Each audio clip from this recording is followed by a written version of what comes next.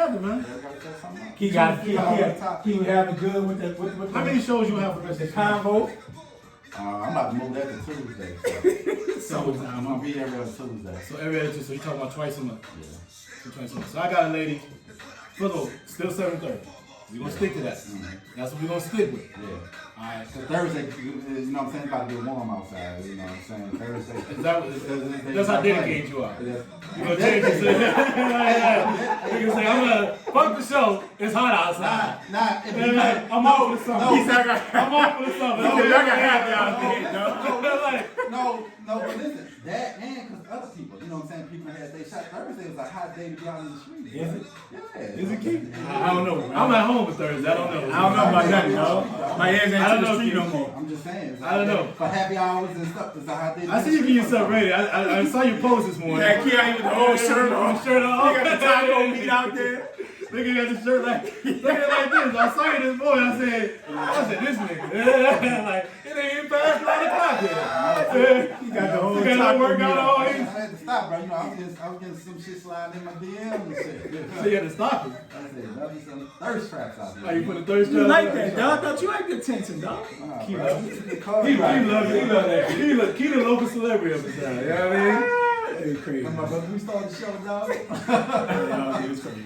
But yeah, it's gonna be every other Tuesday. So it's every every other Tuesday. Tuesday. So I got a lady that she's really good, man. She's been doing a lot of good shit. You may want to bring her in. So I told her, that's a couple actually. But we need to figure out how to marry this together, because to me it's been working. You working outside of what we're doing. We gotta figure out how to put this where it still bring it all back to what we do in the foundation. So that man, that we still pushing the Ogden Brothers podcast name as well. But man, I watched a little bit of this show, man. I don't know who the hell was the other two people. I came in at the middle. I ain't coming in. Oh, yeah, come on, yeah. I saw Ariana, but no, the other two people. It was I don't know. it was a dude and another lady. Yeah, I don't know. I was having a ball, bro. Yeah, bro, you know, great conversation. Great combo. Convo with Keon, huh? Combo with Key. That ball was sauced up. On that wine, he on that Snoop Dogg. He off the line now. Yeah, I would say it's leaning over. Hey man, where did ask the ex-wife who she got to develop that video? Man, Cash is doing that. She ain't got nothing to do with it. So Cash did it. Yeah, so I text Cash. I text it. I didn't know that. Yeah, that shit I asked who was developing that video. Yeah, that shit is hot. Five people who he training with. Okay. Yeah, I'm quite sure the gym people had. Yeah, but they didn't put up any name in that shit. It was just basically like a they little just symbol in that shit. That's it. Yeah, just that's what I'm saying. Probably he training with. He ain't, you know what I'm saying, the gym. That was when he was here. Like when he was here training. Oh, okay. Yeah. All right. What the one you sent out today? Cool. It was on Instagram. Oh, Instagram. Good. Man, we're tipping us all walking in the front door, man. Tell her we got our damn vaccinations. Next week she get her third one, the second one, dog. So Third one. second one, dog. Tipping us all walking in the front door then? Yeah, then y'all can come to the front door, dog. Damn. Tell Tip we good. Yeah, but she ain't good. Shit, I don't mind coming in the back door. Shit, I'm cool with it. Nah, that's cool, man. I just want to see. Yeah, I come in the back door. It's all good, man. Summer cookouts ready to load up. Yeah, it is. Next week, tomorrow. We need to do something, bro. Something gotta happen. It's been a I'm minute. going to Mike's tomorrow. Yeah, it's been a minute. Mike's Grill. No, Mike's from the Crab House. Oh, what is it? Reed Road. In Annapolis. Annapolis. Reed Road. Not tomorrow, man. Reed Road. Still at 2, so it ain't ready. Tomorrow for 79. Yeah. Another thing, he can't make reservations. That's the only In the problem. morning. Yeah, that's the only thing about Mike. He can't make reservations. You just gotta show up. Tell me one of you had. Yeah, nah. There's two in Brad. Reed Road. Reed Road. Annapolis. It's none in Right on the It's wall. none in VA. Oh, okay. I thought they got a mic. Mike's So you know Mike's Grill. He's talking about Mike's Crash. That's a restaurant. You talking about the Mike's and No, I'm talking seafood. Crab House. Oh, Yeah, Crab seafood. House. Yeah, Okay. that shit hot. Oh, They made like this little, like They this changed it up? indoor. Yeah, It's been a couple of years. they made like this indoor little bar thing, like it's kind of outside now. Oh yeah. Oh yeah, that shit hot, boy. That shit hot. Hmm. Yeah, they got your food. Oh, it's got a good little setup. Okay. You see little boats out there. Yeah, it's So all the rich motherfuckers live out the a water. nice day. That Shit shit rich fine. on a nice day, boy. It's a nice little thing. Yeah, that shit fine. Okay. All right, let's get it rocking. Now, JSU? Where they playing? Alabama, man. Oh, word? 7-7. Yeah. Yeah, we beat them. Put that out there. All right, let's Hold get on, it who played it? Go ahead, man.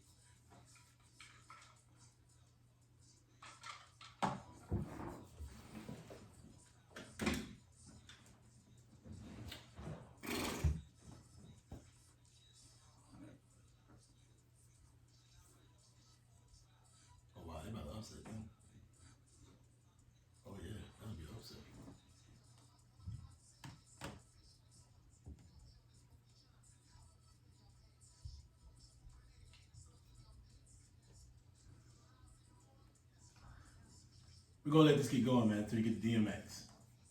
All right? Rest in heaven, Earl Simmons. Yes, sir.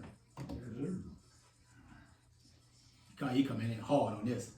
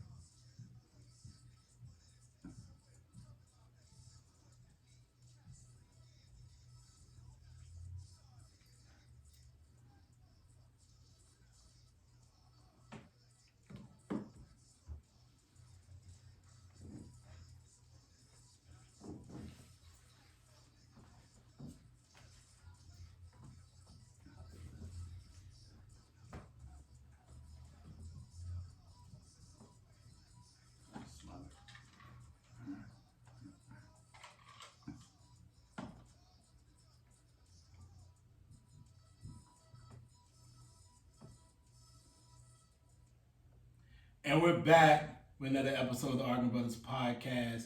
First and foremost, I want to say that we do not own the rights to this music, but it was great hearing the X, the dog, the great one, DMX, man. Rest in heaven. You know what I mean? We all know what happened. It's a terrible situation. It's very tragic, but it's just the simple fact that he was a great artist, and from the stories, he's a great man.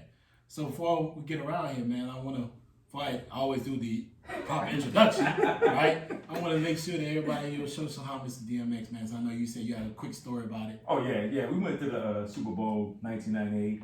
1998 Yeah. Super Bowl. Yeah, it was a long time. Oh, Green Bay played? Nah, it was Atlanta and Denver. I was still in high school. It was Atlanta and Denver. Jeez. Boy said high school. When you graduated high school? 2000. Damn. I was out of college. So when I met you, I was still in, fool. This is devastating. I was still in college when I met you. Damn, what? So Going back. So we went to the Super Bowl in '98, and we went to a party down in Miami. Me and Vonnie and a couple of other homeboys, and DMX was out there. He was out there at the club. Russell Simmons was throwing the party that we was going into, Right. and he was straight chill. Right. Like he was signing autographs. He was like dapping people up. It was one of those situations like, damn, I know this dude personally. But he was real cool, laid back. His entourage was real cool, laid back. So it was like, man, this is one of my best experience, being out here with this dude here, one of the hottest dudes and on the rap He team at that was- time, man, he was hot.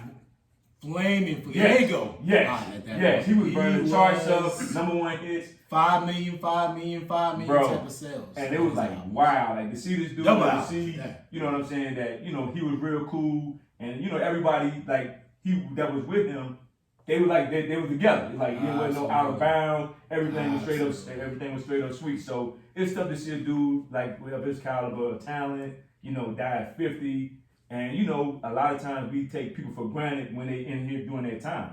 And I just think that we need to just give people they big us while they're here and just keep it Giving them moving. flowers, man, absolutely. Yeah. Yeah, man, it's good to be here.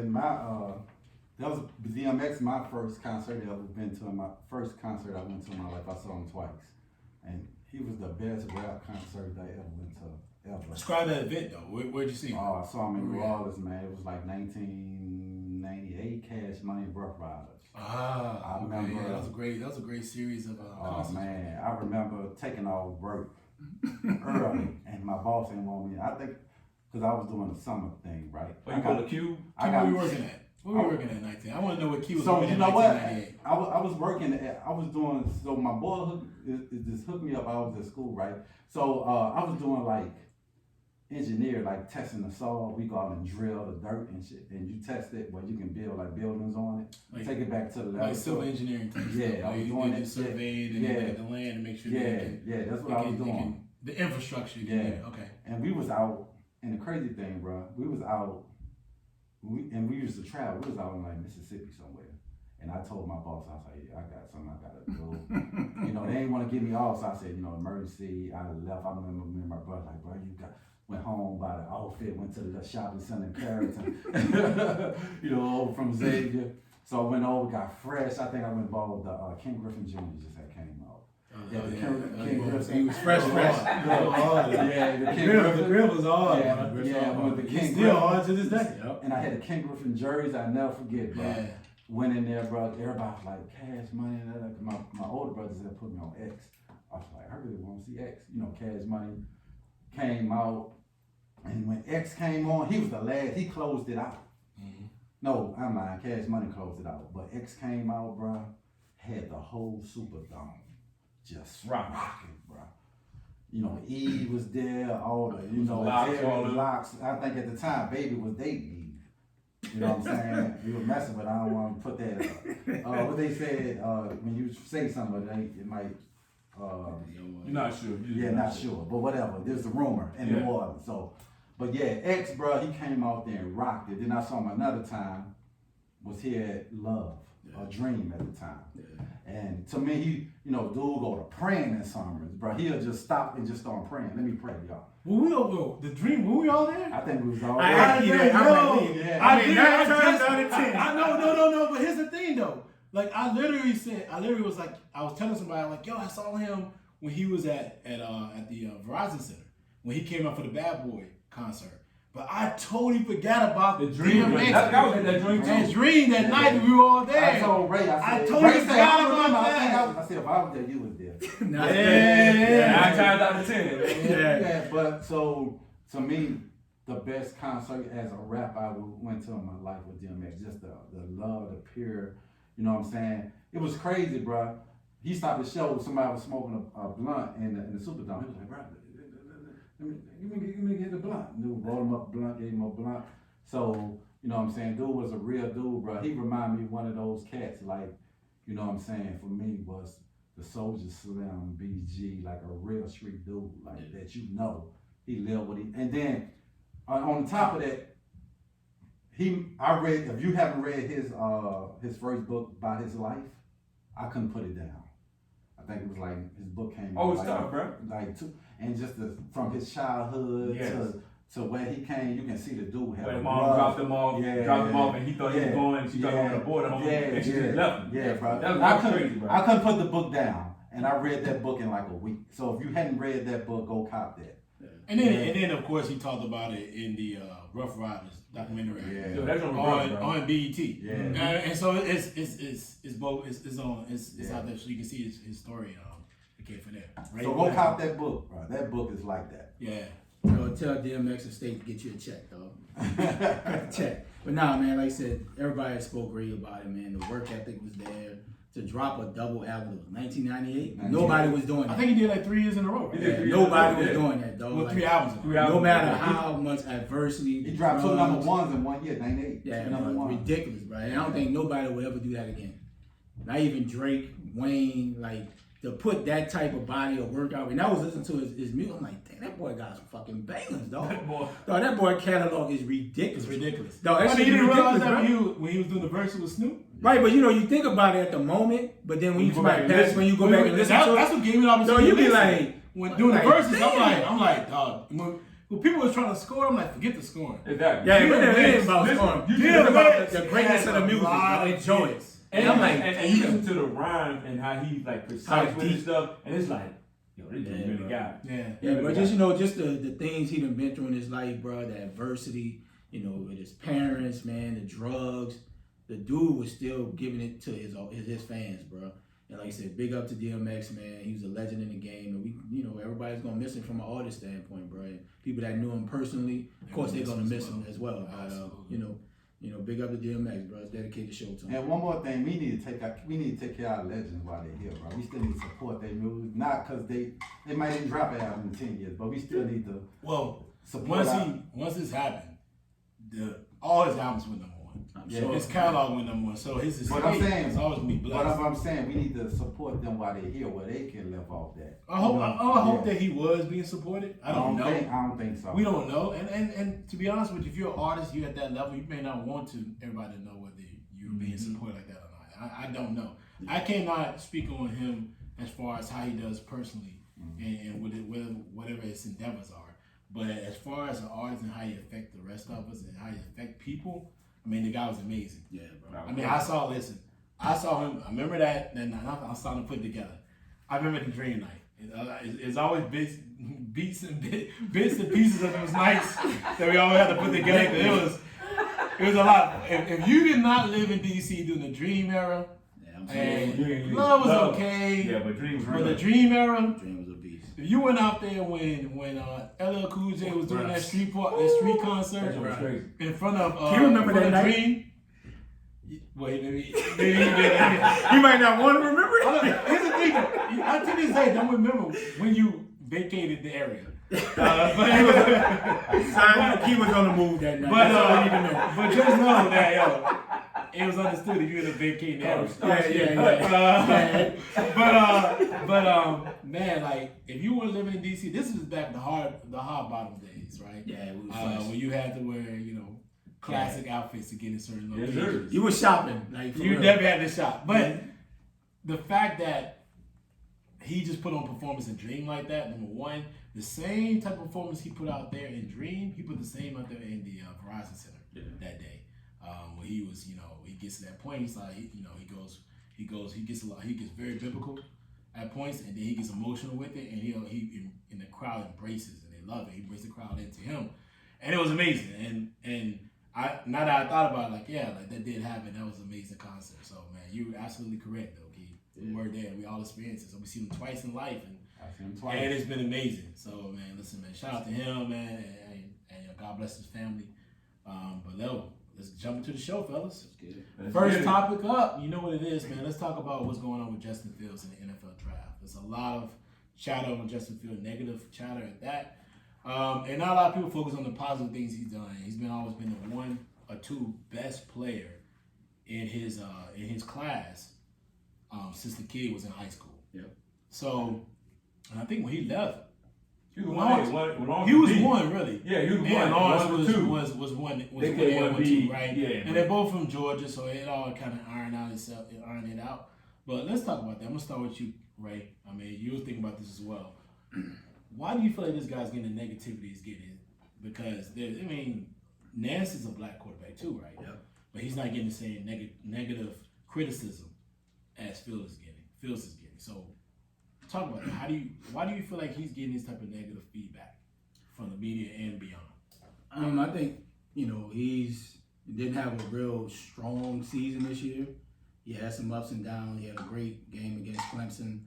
I don't know if it's the the past history of Ohio State quarterbacks, having been doing well when they get to the league, and now people are nitpicking at what Justin, he's not a great thrower, is he an athlete? I really can't put my finger on it, man, honestly, because the dude body of work for 3 years has been amazing. No quarterback is perfect. Even Trevor Lawrence is not perfect, right? Trevor Lawrence has the prototypical 6'5", 240, whatever, strong arm, but Justin Fields has been through the wars and has performed. He might not have had a great year this year, but he had a solid year to be one of the top players picked. And I think if he does slide in the draft, the team that's going to get him, I think they're going to be amazing for him. He's a winner. He's been the best his whole entire career, and hopefully he uses adversity and the chatter that he's getting to just motivate him even more. Like I said, I don't know if it's just because Dwayne Haskins' situation was, coming out of Ohio State, and maybe what Ohio State is putting out from a quarterback standpoint, but I don't get it, man. And you easily can point to racism to it.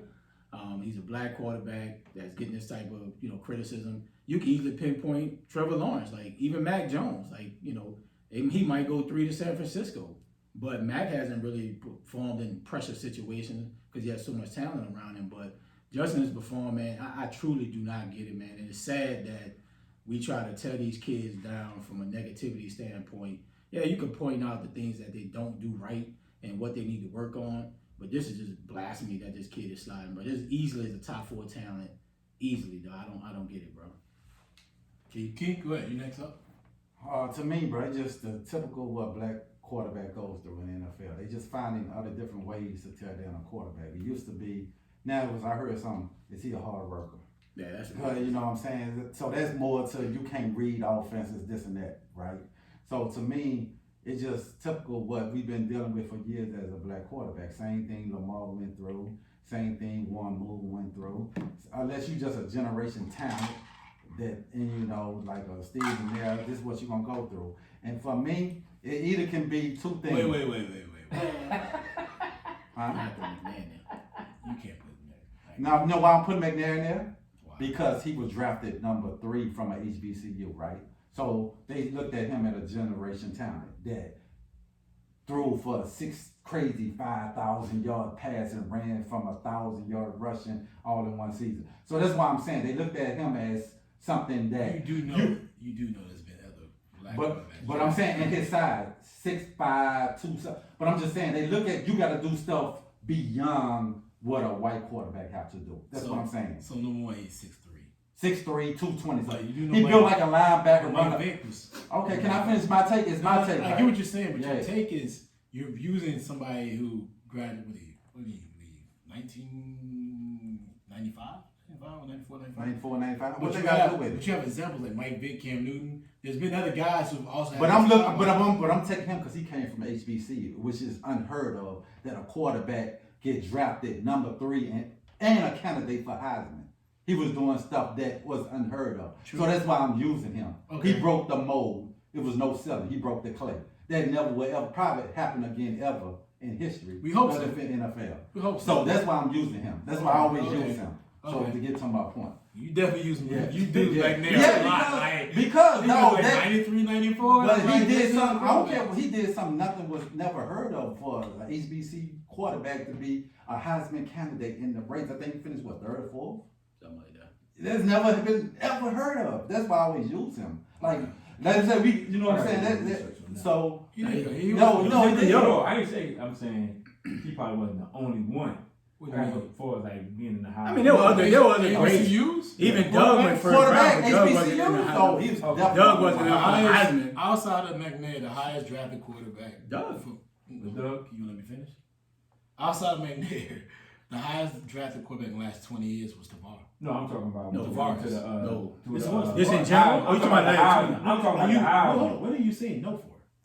I'm talking about no. We're talking about Heisman. We're talking about Heisman. Go ahead. No, it was Heisman. But other than McNair, I don't think it was nobody else. Okay. That's what I'm saying. He was right. That's what I'm saying. I was talking about draft. Okay. No, I'm talking about the last 20 years. The highest HBCU quarterback outside of McNair that was drafted was Tavares. No, I'm saying Heisman. You're right. No, you're right. You're correct. No, man. I don't know what he's talking about. Yes. Okay. So, because I finished my take. So, Go ahead. So that's what I'm saying. So it's just the stigma of being a black quarterback. That's the thing they got to deal with, right? First, it was like they can't read offense. Now it's he's lazy. You do his. Everybody putting in hard work to get to Ohio State. You think it's just talent? Because they look at us, oh, it's just God-given talent.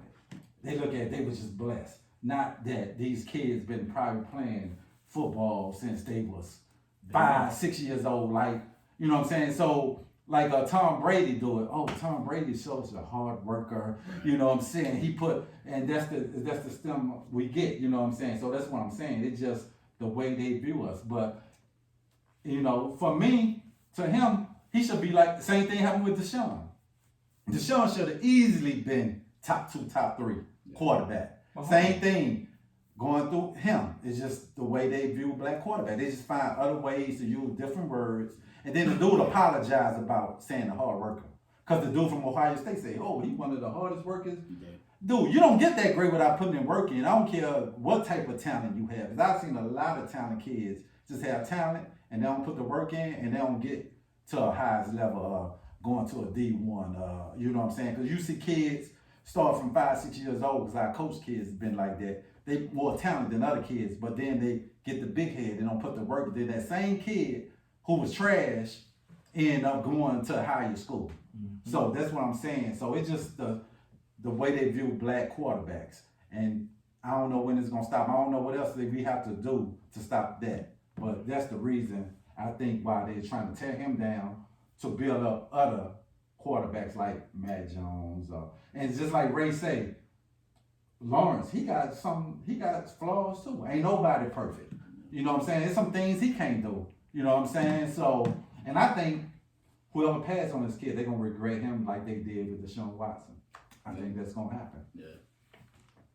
Everybody know this BS. I mean, it is what it is. I mean, okay, let's look at it.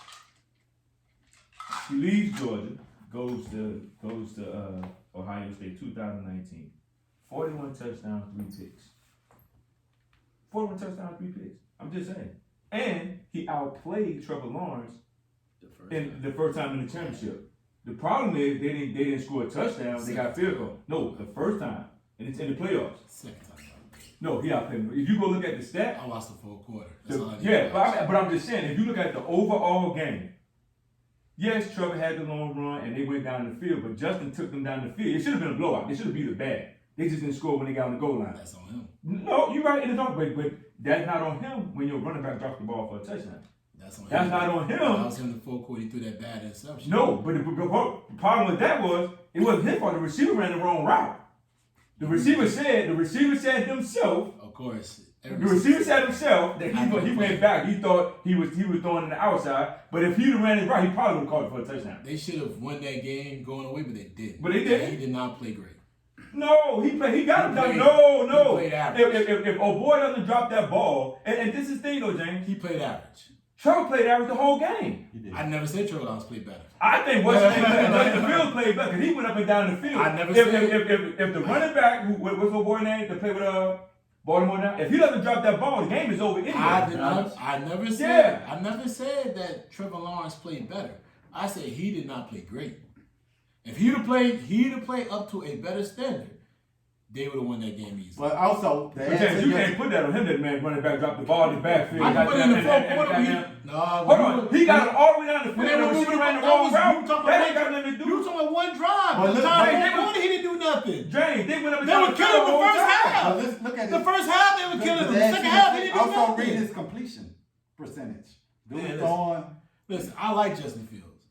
Justin Fields did not have the great game that you're trying to portray in that damn championship. And that was it the Orange Bowl? Was it the Orange Bowl?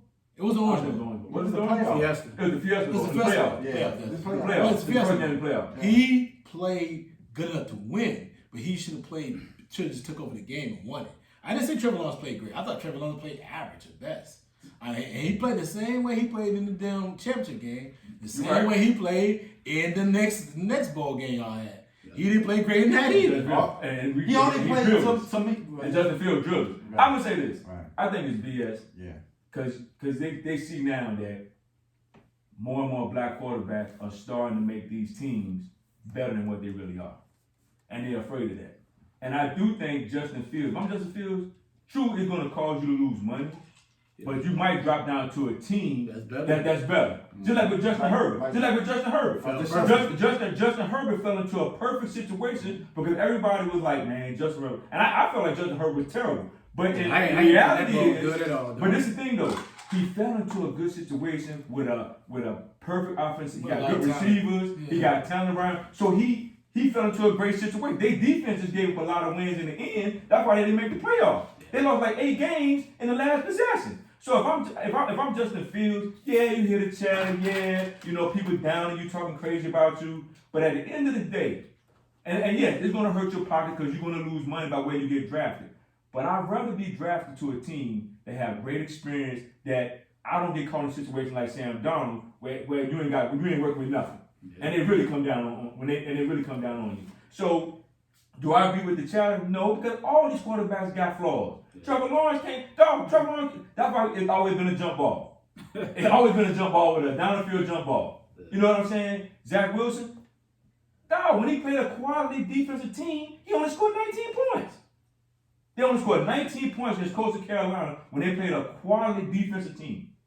He blew out everybody all year, but they played somebody who got some defense and can really get after him and keep him in the pocket. They scored 19 points.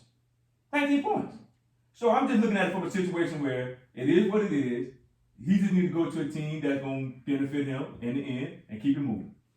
So JD, for you, before you get into your take, let's say he does slide. Right? Atlanta got the 4th pick. They're not drafting him. Okay. They're not drafting Justin Fields. I mean, that's the reason why they're thinking about trading out the pick. Okay. And if they get to the 4 and he's there, you go with Pitts. Okay. Are you winning now? Or you winning later? Okay. They go with Pitts. I think the Jets gonna get him. It's gonna be interesting. It's gonna be interesting, boy. For the 2nd pick. We'll see. I don't know. Zach Wilson, it's gonna be interesting. He's had some, and here's the thing. You picked a game for Zach Wilson where they had, I think, a couple of days. I think they put that game, Coastal Carolina game, they put that game together like in a couple of days. I think it was the weekend before that they put that game together. So he did struggle. He had a bad game. I look at the previous year, he didn't have that great of a season, in my opinion. He had an average season, above average season. So I'm not sold on Zach Wilson. Justin Fields, my problem with Justin Fields is there was 2 games where he looked like shit. Let's just be honest. Like, whether you want to just try to portray it like I feel like some of the undertone of the issues, the criticism is racial bias. I mean, definitely racially driven. But there were 2 games where he looked like it wasn't this Michigan State game. It was a Northwestern and the Indiana. Yeah. He did not look good. Whether you want to portray it like it was something this or that, he did not look good. To me, he looked that great against Bama in the championship game. He was hurt though. Okay, now he's hurt. But he had 6 touchdowns with the same injury. Yeah. He had 6 touchdowns with the same injury. So whether you play hurt or not, if you're so hurt when you're limiting your team, don't play. Don't play. He gave me back. I ain't gonna blame the Bama guy. No, don't play. If you're so hurt and you cannot perform at your highest level, don't play. You better than the other person was coming behind. Then that's Ohio State probably should recruit better. Yeah, it is what it is. That's their problem. They should recruit better. He did not look great against Indiana. And then the thing about in the Northwestern game, they took his 1st and 2nd option away, and he struggled. Mm-hmm. He struggled good. Now, granted, Northwestern secondary was really underrated all season. Mm-hmm. Their rush was really good. They got good defense. They had a really good defense, but they took his 1st and 2nd option away. And I've watched some games where you take his 1st and 2nd option away. He's either going to run, or he's going to throw it away, or throw a bad pass. And it was plays in Alabama he could have had. It was plays in Alabama he should have had, and he didn't. Now, I'm not saying that when he goes to the NFL, he can't get it right. I'm just saying it's going to take a lot more coaching for him to get himself to that level. Trevor Lawrence, he is what he is. Matt Jones has two DUIs. He's shown a level of immaturity that's beyond a lot of these other players, but he's also shown a level of maturity because I think he has a 2nd master's. So the kid, his ability to process information has been shown to be quick. I watched the game. That's why he destroyed Ohio State. Right. Yeah, if you watch the Ohio State game, he knew Smitty was going to be wide open. Mm-hmm. That's why he looked the other way. He looked the other way to the left, and he came back right because he knew Smith was going to be wide on that play because he saw the line, he saw the matchup, he saw the defense, and he saw the defense. He processed it quickly. Yeah, you do. Sometimes you got to realize it's not always about just people hating. It's about how you process information. If you watch that game, you watch that play, that was a quick play of him diagnosing that play quickly. He looked at their coverage. He saw us in 2D coverage. He saw the safety switch on that side. They were single high safety. He saw the safety switch. He put the safety over. He knew I got Smitty coming across. It's going to be wide open for a touchdown. If that dude don't drop back in coverage, wide open. That's actually the problem Tua had. Tua would not recognize because that's how y'all got us. Tua would not recognize if that corner would drop or he would stay. And that sometimes I cover 3 or play cover 0. He didn't see it. So Justin Fields just needs to just keep grinding. I don't really care I don't care. I hope he just stays in the first round. Get with the organization. I hope he can listen. If he drops and falls right there with Pittsburgh, that'd be perfect for him. Somebody like that. Got some talent around him that he can get there and he'll make the money eventually. Yeah. Right? Yeah. Aaron Rodgers dropped. People forget that. Lamar dropped. Lamar was the 30th pick. Aaron Rodgers like the 23rd pick. Yeah, we act like Justin might drop out in the 3rd round. Yeah, he's still getting a ton of money in the first round. That's what I'm saying. I'm like, I wouldn't be tripping. He might lose money now, but if he gets to an organization just like oh boy out in San Diego, you might come into a situation where you got talent around you. He's still first round. Oh, he's going top. No, I agree with that. I'm just saying you can get to an organization. No, but he was drafted in the top 6. Like, still, I mean, that's not dropping. Who, Justin Herbert? No. I'm talking about Justin Herbert. That's what I'm saying. That's not dropping. It's 6. Nobody thought Herbert was going to be the Justin number Herbert 1 was pick. 6. Yes, he was right behind They Tua. were bad, He was 6. Yeah, they were tired. That's not dropping. Aaron Rodgers dropping like 23rd, 24th to like. Yeah, that's right. That's dropping. Yeah, he dropped. That's But dropping. even if he dropped that far down, if he get into a good organization that got talent, that's already ready to go, it'll be a good situation for him. Yeah, I don't think he's dropping out of the top 10, honestly. I just feel like I think he'll drop out of the top 10. He may, but if he does, I don't think he I gets an wouldn't be mad with organization. If he gets an organization that's ready for him, Exactly. like I said, the Steelers, I don't think he's going who needs a new quarterback, who's ready for another quarterback, ready for a change. Man, get there. I mean, somebody like him, somebody like would change their franchise and be ready. It would change how that division looks. When you have him and a Lamar and Joe, and then my man down in Cleveland, you have Baker, you have a guy like that. I mean, why not, man? That's somebody, and let's say he falls to somebody like a Tennessee, who has a quarterback, but would love to have that next generation quarterback coming in. they need somebody, Right? Tennessee don't need nobody, man. Why not? Why not? Yo, what you call me? Tannehill's done well with them. Tannehill's not 25. Yeah, but he ain't 30. He is 30. He's 30. He's a guy's 30. What are you talking about? All right, this is the problem with Tannehill. What's wrong with Tannehill?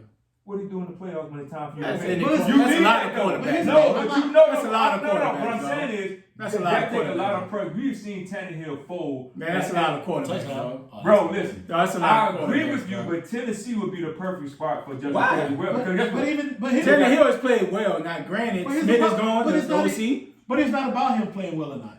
You still looking for your future, right? He's a future quarterback. You get a Justin. So you gonna sit Justin what 4 years, 3 years? Who say Tannehill play that long? Tannehill playing well though. Don't go there. But why would you think this contract gonna last us out front runner? $60 million's already been given. But even still, but why would you draft him when you got other needs? But if I'm Tennessee, I got other needs. I don't need I'm a not drafting First Justin Fields to round? be sitting there. Yeah, First I would round? agree on that one. Nah, First round? Tannehill's playing well. Hold on, is Justin Fields right there for the Saints? Is the Saints gonna get him? No. Trust me. No, That's different. That's a totally different situation. How? We don't. Jameis is an unknown product in the Saints system. Oh no, he's not. No, we don't know what Jameis gonna do with Sean Justin Payton. Fields is an unknown product in your system.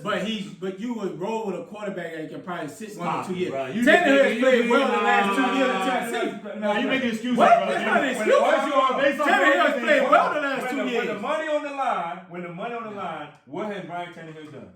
No, you can name that. I don't give a stop. You can name that about. No. In the playoffs, when they could have beat Kansas City, and they stopped old boy from running the ball, what did You Tannehill do? can say that by Aaron Rodgers. No, you can. Yeah, Aaron, exactly. We were talking about Tannehill. Hold on. You said that by Aaron Rodgers. So why does They already got their quarterback. Why should the We Falcons- already got their quarterback. Why should the Falcons draft? Who they got behind? Just Who they got because behind? he's there if Matt Ryan still Who plays. they got behind Ryan Tannehill? It's a high number. Because Matt Ryan. Who is they got 36. behind Ryan Tannehill? That would be the only reason why. So how old is You don't Tannehill? know. Let's look him up right now. Look it up. Hold on, how old is Tannehill? I would rate on this. Tannehill is not No, that old. who Ryan Tannehill? Who is the backup quarterback behind Tennessee? But Behind that Ryan doesn't mean you're not drafting the first round in the time. Green Bay made a fucking bad decision by drafting the dude in the first round. That was 32. So you compare Ryan Tannehill and Aaron Rodgers. But dog, You compare Ryan Tannehill and Aaron Rodgers. There's no I know dog. my key. No, No, I'm saying. I'm saying Ryan Aaron Tannehill Rodgers had 32. plays to be made to You beat got kids Tampa 21 Bay. years old. You are exactly right. You are exactly right. You got a That's kid. all. Which Which one you rather have? 2 years. Why not Of draft? course I read it right. Okay. But like Brady Hold on. Boyd.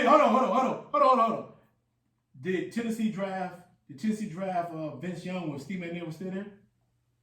He did. They did. okay. They did. So it doesn't matter. All that what you're talking about doesn't matter. I don't remember how McNair was playing.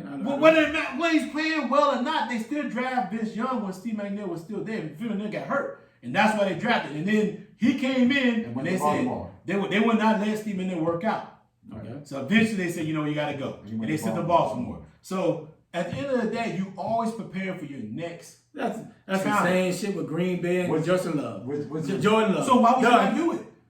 Why would you do it though? Aaron Rodgers not MVP, That's what I'm saying, Jack. and they still draft the playing quarterback. dog. You just said don't draft a quarterback though. I Aaron Rodgers don't was agree MVP. with that Green Bay Aaron pick. Rodgers was MVP. I don't agree with that Green Bay pick at all. But George still there, right? He should. That nigga ain't gonna sit for You about don't know 4-5 that. years. You don't know it. Watch. You don't know it. Watch. He's out of there because he's not gonna get a new deal, and Green Bay gonna be stupid. So what are you talking about? We don't know that. You're trying to predict the future. You don't predict nothing. All I'm saying, You're not Nostradamus. Tennessee has too many So holes. if- Just like Green Bay has holes. So this thing, if Tannehill gets hurt, who they got to back up? That's anybody, bro. That's anybody, dog. Nobody's keeping all that many quality You're just quarterbacks. saying the same thing. If somebody drops off the hill next year, you still got your future quarterback on the roster.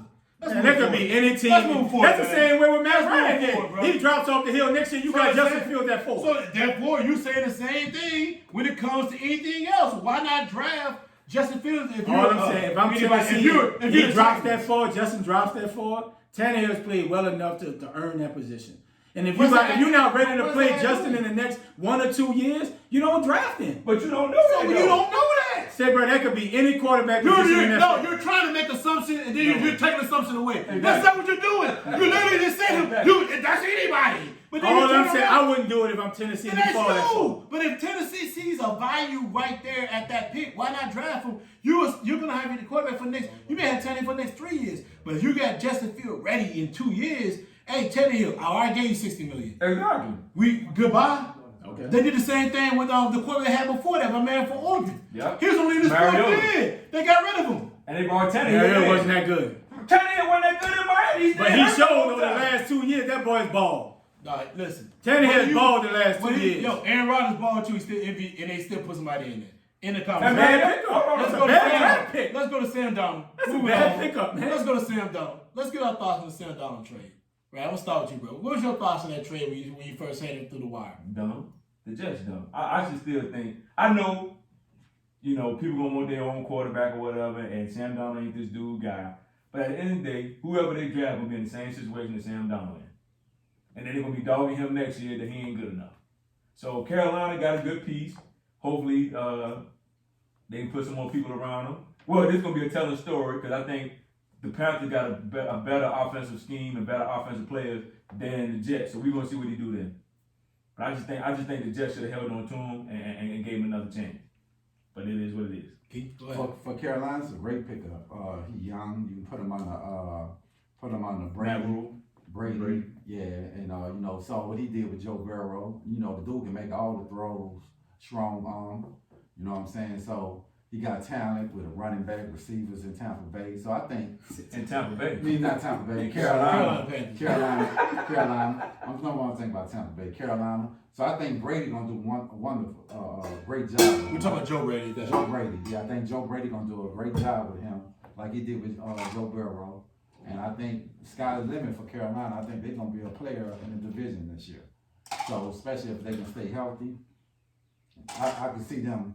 It's gonna be a tough division again. I can see Carolina, because I always said Teddy is okay, but Teddy is not gonna lead you to where you need to be led to. So You know what I'm saying? Not having a strong arm, get the ball down the field. Teddy's accurate, make the throws, you know, but definitely a great pickup for Carolina. And for the Jets, you know, it's hard, bro, when you in New York, bro. It's like, well, you've been here 3 years. You ain't did nothing. They ready to move on. It's just the media in New York.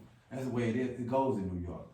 It's just, you got all these newspapers, all this and that. So I can see why they made the move, because they thinking they gonna draft a quarterback. They picked what, like 2? They picked 2, yeah. So they figured, like, why hold on to him when I'm gonna draft a quarterback anyway, and I can get some picks for him, and then draft later in the draft to get other things around. So I'm not mad at New York for trading them, because they looking at it like, I might have my number 2 pick. You know, you got a couple of good quarterbacks coming out, Justin Fields.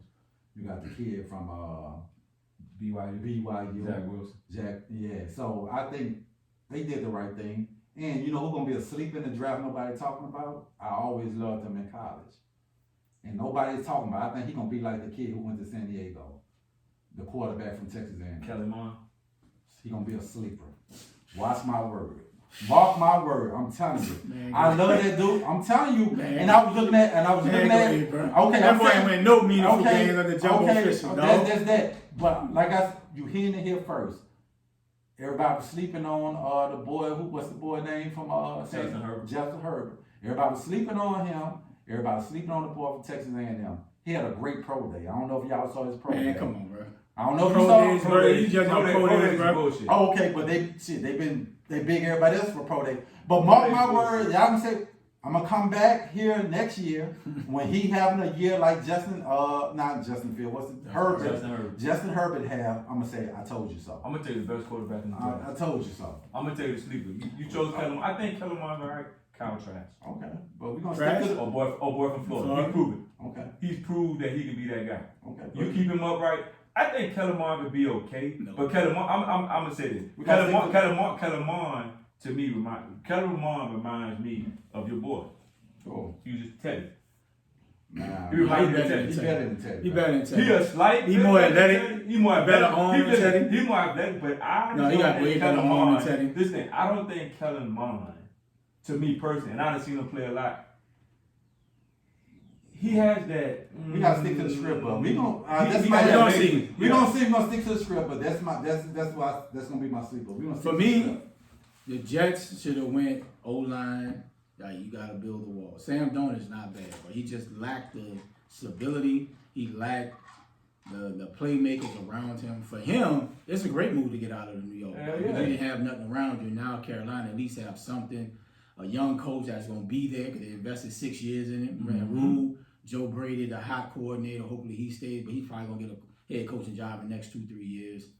And with Carolina, it's a no-win. It's a win, but they ain't losing on anything. Because if he don't plan out the next 2 years, shit, you can let him go. And you gave him a 6th-round pick, a 2nd-round pick next year. Like, dog, just gave that boy away. Exactly. Dog, they gave that boy away. Yeah. So you roll the dice and see what you got. And I think Sam Darnold will be all right. He just needs a couple more playmakers in Carolina. Hopefully McCaffrey can stay healthy. They lost Samuels to Washington. So they need another tight end that'll be good for him. And build up the O-line. But anytime you got any quarterback, bro, that don't have no O-line, bro, they going to struggle, dog. But they're going to take a beating. He hasn't stayed healthy. That don't really help him. But for him, bro, I mean, it's a good situation to get out of New York. Like I said, you got 17,000 papers, bro. Every move you make, bro, you're going to be scrutinized. You're going to be on the back post of the New York Daily. This time, this beat writer, bro, you make the wrong sneeze, they getting on you. It's a tough market. Yeah, it's a tough market, bro. When you losing, bro, and it's just tough, bro. For him, like I think it was on IG, so that boy was like celebrating and all that junk when he got traded. Say, bro, it's a good situation. The Jets has been bad shit for a long time. And for him, man, a new start is good. But like I said, for Carolina, it's a win, right? Because you're not giving up nothing, right? If he pan out, great. If he don't, shit, you ain't giving him but a 6th-round pick, a couple picks next year, right? And then Teddy's going to probably get traded. You know, he's open. They let him go open for right. So you'll get something back for Teddy. Somebody want him to restructure the deal. You'll get something back. But yeah, it's a great win for Carolina, bro. You ain't give up nothing. The young quarterback, he has talent. He just need pieces around him, bro. That's my take on that. It's a good take. It's a good shot for Carolina if he has the ability that they think he has. Yeah, I mean, If he comes there and struggles, then they may sit the organization back another couple of years. Could. Because you had an opportunity to trade up and probably get the quarterback you're looking for. Yeah. In the top 6 picks, but you may not be able to do it because of the fact that you gave up what you needed for this guy. Yeah. So hopefully they did their homework. I'm pretty sure they did. Matt Rule seems to be a very thorough guy who understands the NFL game and understands you have to drive the ball down the field to make plays. Yeah, you do. You got playmakers. You got Moore. He's got Roberson. I think his last name is. I think Curtis Rob Anderson there too. Anderson. So Anderson, excuse me. So they got a lot of talent there. You know, are they on the verge of winning the division? Probably not. But then you got a quarterback who can compete with the rest of the league and with the rest of the division. You know, when you got Tampa Bay winning the Super Bowl, you got to be able to have something there for your future. Mm-hmm. And I think this Teddy wasn't the future. Nah. And you know, I think Teddy plays as well as he can. He couldn't stay healthy. He's precise. He gets the ball at times where he needs to be, but he can't drive it when he needs to get the ball down the field. But Teddy kept the chains moving on that team. Yeah, he just steady Teddy. He just, you know, that's what he does. He's just steady, dog. If you're looking to get the ball down the field, that's just not what Teddy That's does. the guy. You need to win a couple games to start out. Teddy be cool. To me, Teddy be good in New England. Maybe at that point, yeah, absolutely. And you know, I didn't think about New England with Justin Fields too, right? Yeah. If he's there, why not go get him? Yeah. But anyway, but I do feel like that the Jets need to change. I think with the Gase regime that was there and how awful that was, having him going through that, he need to move forward. Yeah, And I was happy that he was able to do it. I was happy for him to get out of there, get out of New York, and be able to do something else with his Gates career. needs to get another job, bro. He Hell Gates needs to go to Howard. Well, he just needs to probably he needs to be a coordinator. He's just not a head coach. Yeah. Everybody not a head coach. So I'm happy that, you know, he was able to get a new start, get a new change, and I feel like both teams really won. Yeah. They're gonna go get their quarterback. They look for the future. Hopefully, but they need to get somebody who understands. And I'm talking about the Jets to be mentally strong in that market. Yeah, it's rough. You brought a California kid, USC kid, now you bringing a kid. If you get a BYU kid, you looking at. So that's why I feel like Justin Field probably be a better player in New York because of the fact that he's going through scrutiny right now that allows him to kind of build that frame of mind, to build that logic up. So he can understand how to deal with that market. That market, like you just said, New York market's it's tough. Brutal. It's tough, man. Evil.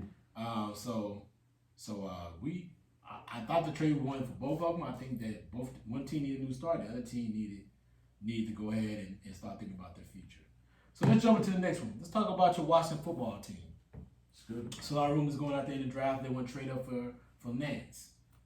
Trevor Lance. Lance or Nance? Trevor Lance. Is it Lance or Nance? Lance. I said Trevor Lance. I wrote it down. I said Trey Lance again. All right, now I'm saying Nance to be on me. But anyway, it's a lot of chatter going on with Trevor Lance, and he's a very intriguing prospect. Not a lot of information on him because he only played 1 year and 1 game. So a lot of teams see the athleticism, the talent. He's 6'4", he can throw a cannon, he's got a great arm. But he was in the FCS division. And can he play at that level? Because the last quarterback we just saw come from the same program, started off high and kind of fizzled out in Philly. So I'm gonna let you start with this. What do you think your thoughts on the Washington football team being 100% sold on trying to trade up for Lance? Dumb. I don't like that move, bro. And this is why I don't like that move. You already signed Fitzpatrick, right? I can ride with Fitzpatrick for a year. Heineke played well in the playoffs, but I want to see some more of him. I'm not signing a dude who only had 1 year of football, bro.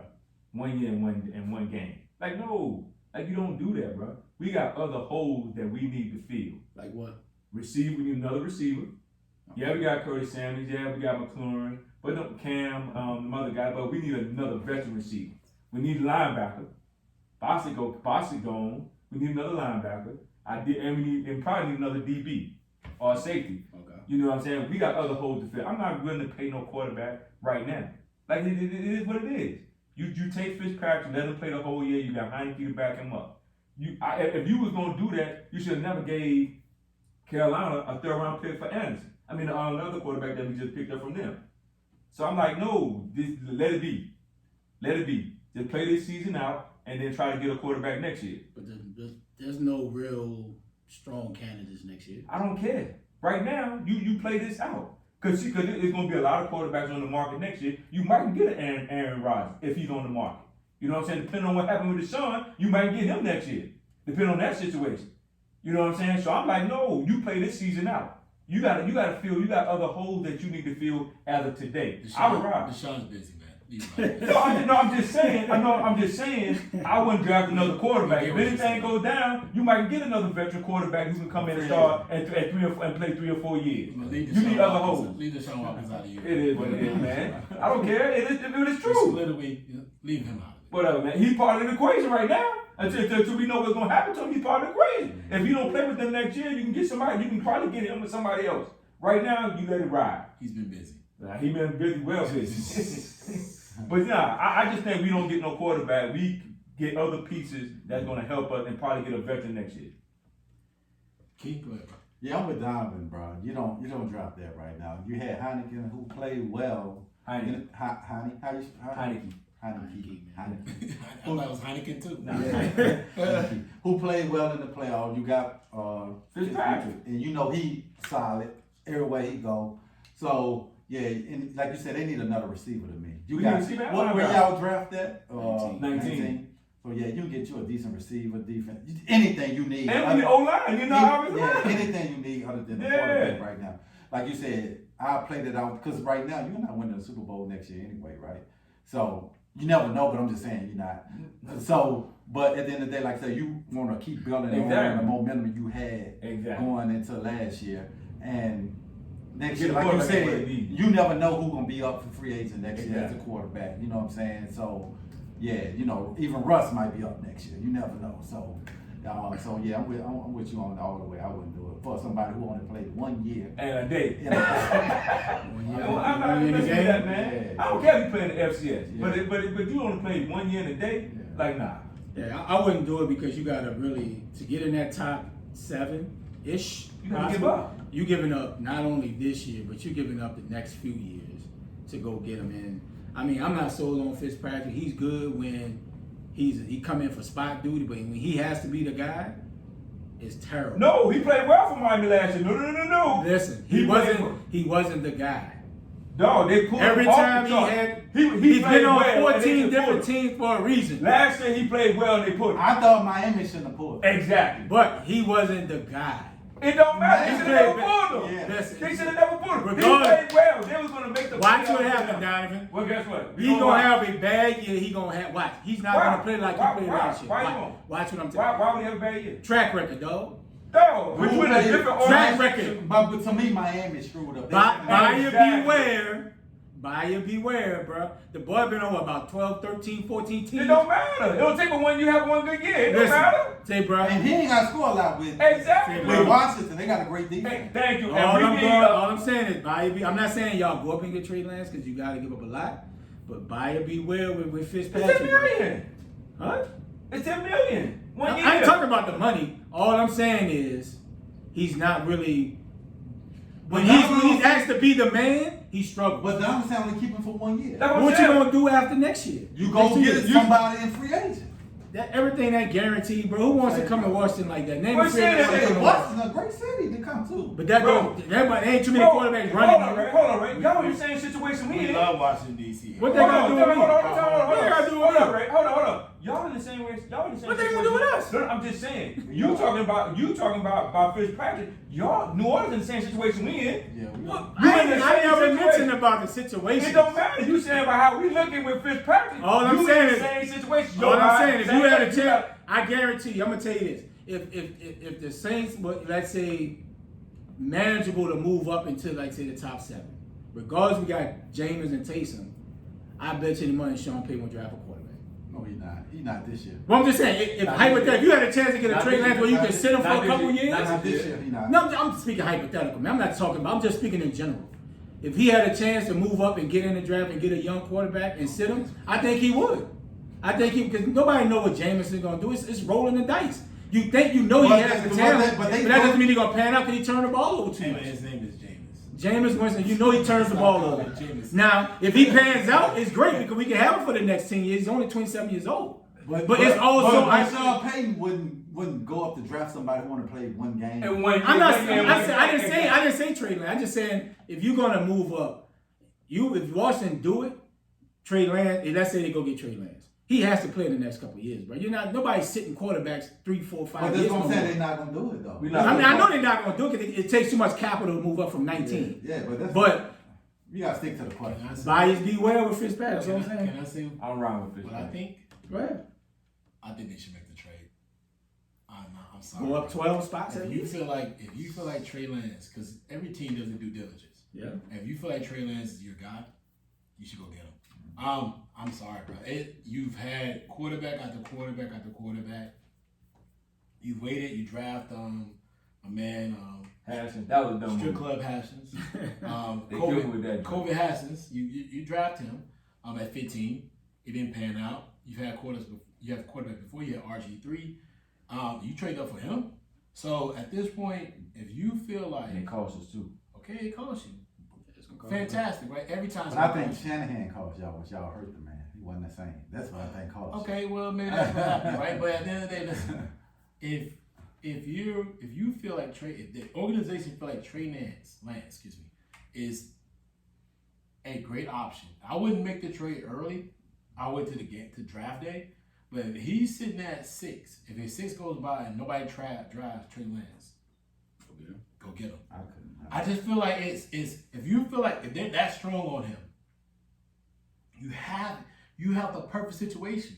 You have a guy who has shown to be a step-in type quarterback that can play the year or play 7 games like he did in Miami and be effective and still have a great rapport with your team and still execute and have your quarterback for the future. So you never should have signed Heineke back. Oh, you gonna cut? Come on, man. Hold on, listen. This what I'm saying. But this what I'm saying. Well, you didn't sign him. You just said Trey Lance played a year and then you want to So throw that's what I'm away. saying. You signed him, But he played on the biggest and stage. then you hired. He then you actually got outplayed Kyle Tom Anderson. Brady. Kyle, what's the dude name that we got from Carolina? Kyle Allen? Kyle Allen. That's my point. If you You signed saying. Heineke for like 2 No, years, that's what I'm. for like Can I $100,000. finish what I'm getting ready to say? What I'm saying is, no, this is what I'm saying. I actually, it was matching my take. You actually cut me off. You need to cut. So why you trying to like act like? No, you act like it was your take. It's actually my take. You cut me off and then try to say to me. Then try to say to me. Matter of fact, I didn't put that on the shirt as well. And then act like, this is a cutoff. I'm definitely gonna. I already got the design too for that one. So that's coming. And then you act like it was your take. And then come to me and then turn to him and get some of that empathy. Like empathy from him, you cut off all the time. Like, come on, man. Like I just said, bro. Trey Lance may fall though. If he falls at a certain point and you feel like another team would go get him, bro, I don't see why not. I just feel like Washington's been a quarterback away. If they feel like he's the guy and his talent can get him to whatever level they can get him to, take him, man. I just don't understand the point of everybody just sitting back like, okay, you know what, we're just going to sit back and do it. Now, if the Falcons take him that forward, I'm going to be livid. If Kyle Pitts is sitting there and they go with him, I'm going to be livid. They saying the 49ers might get him. Nah. Well, Not 49. Oh no, Miami. My bad, Miami. Yeah, Miami could. They said Miami gonna get him a chase. how they going to get him? We drafted 4. Bengals might draft. We drafted 5. 4. Y'all dropping 4? We drafted 4. What Miami dropping?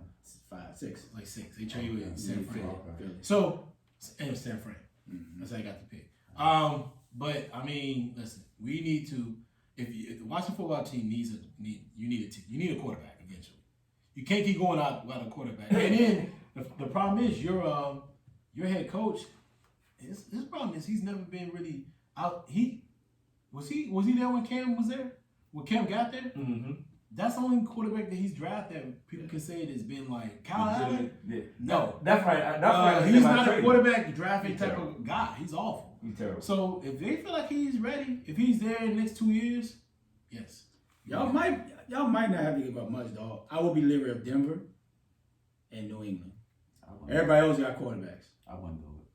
Like if you did think about moving, go get a quarterback, I would be leery of those 2 teams because they're ahead of you. Now, if I'm gonna get one, I might get him in the second round and get Kyle Trask. Yeah, I would be leery, but I'd nobody else needs quarterback. I'd rather get him. So Trey Lance could slide to y'all if y'all need Why him. are you so bullish on Kyle Trask? I like Kyle Trask, man. He is about as average of a quarterback you've ever seen in your life. I like the boy from Texas A&M. Kelly Munn. Yeah, I do. Come on, man. He said he gonna be the next thing, though. You can watch my You think he's that? That's what you think he is? No, he said go to the pro day. I watch his pro day. I saw can the throw throw. that pass. Okay. Throw that. But I always like to do with Texas A&M. I just thought he just didn't have. What do you mean? Mark my word. Kelly Munn, your cousin? Well, no. Hold on. Let him speak. What he didn't have? He didn't have better talent than Alabama, but he always competed. Most teams don't. No, listen. You say ask my tape when they played Clemson. It's actually not your tape. We're talking to me and you talking right Well, now. me and you talking. Me and you talking. And so I'm responding to what you just said. Right. Did you not see the receivers he had the last 2 years? And he played well with the receiver. Their defense wasn't good. Their defense wasn't that great. Okay. Their defense gave up big numbers. So what about this past season? They played Clemson head to head for a minute, like the first half, and then the defense just. So what about this season? I remember this is COVID season. Now it's a COVID season. COVID season. Well, so was LSU was a COVID COVID season. season. We ain't counting this. Y'all got a COVID chip. Y'all got a COVID I'm chip. sure they'll take it. Send that chip down to Miami.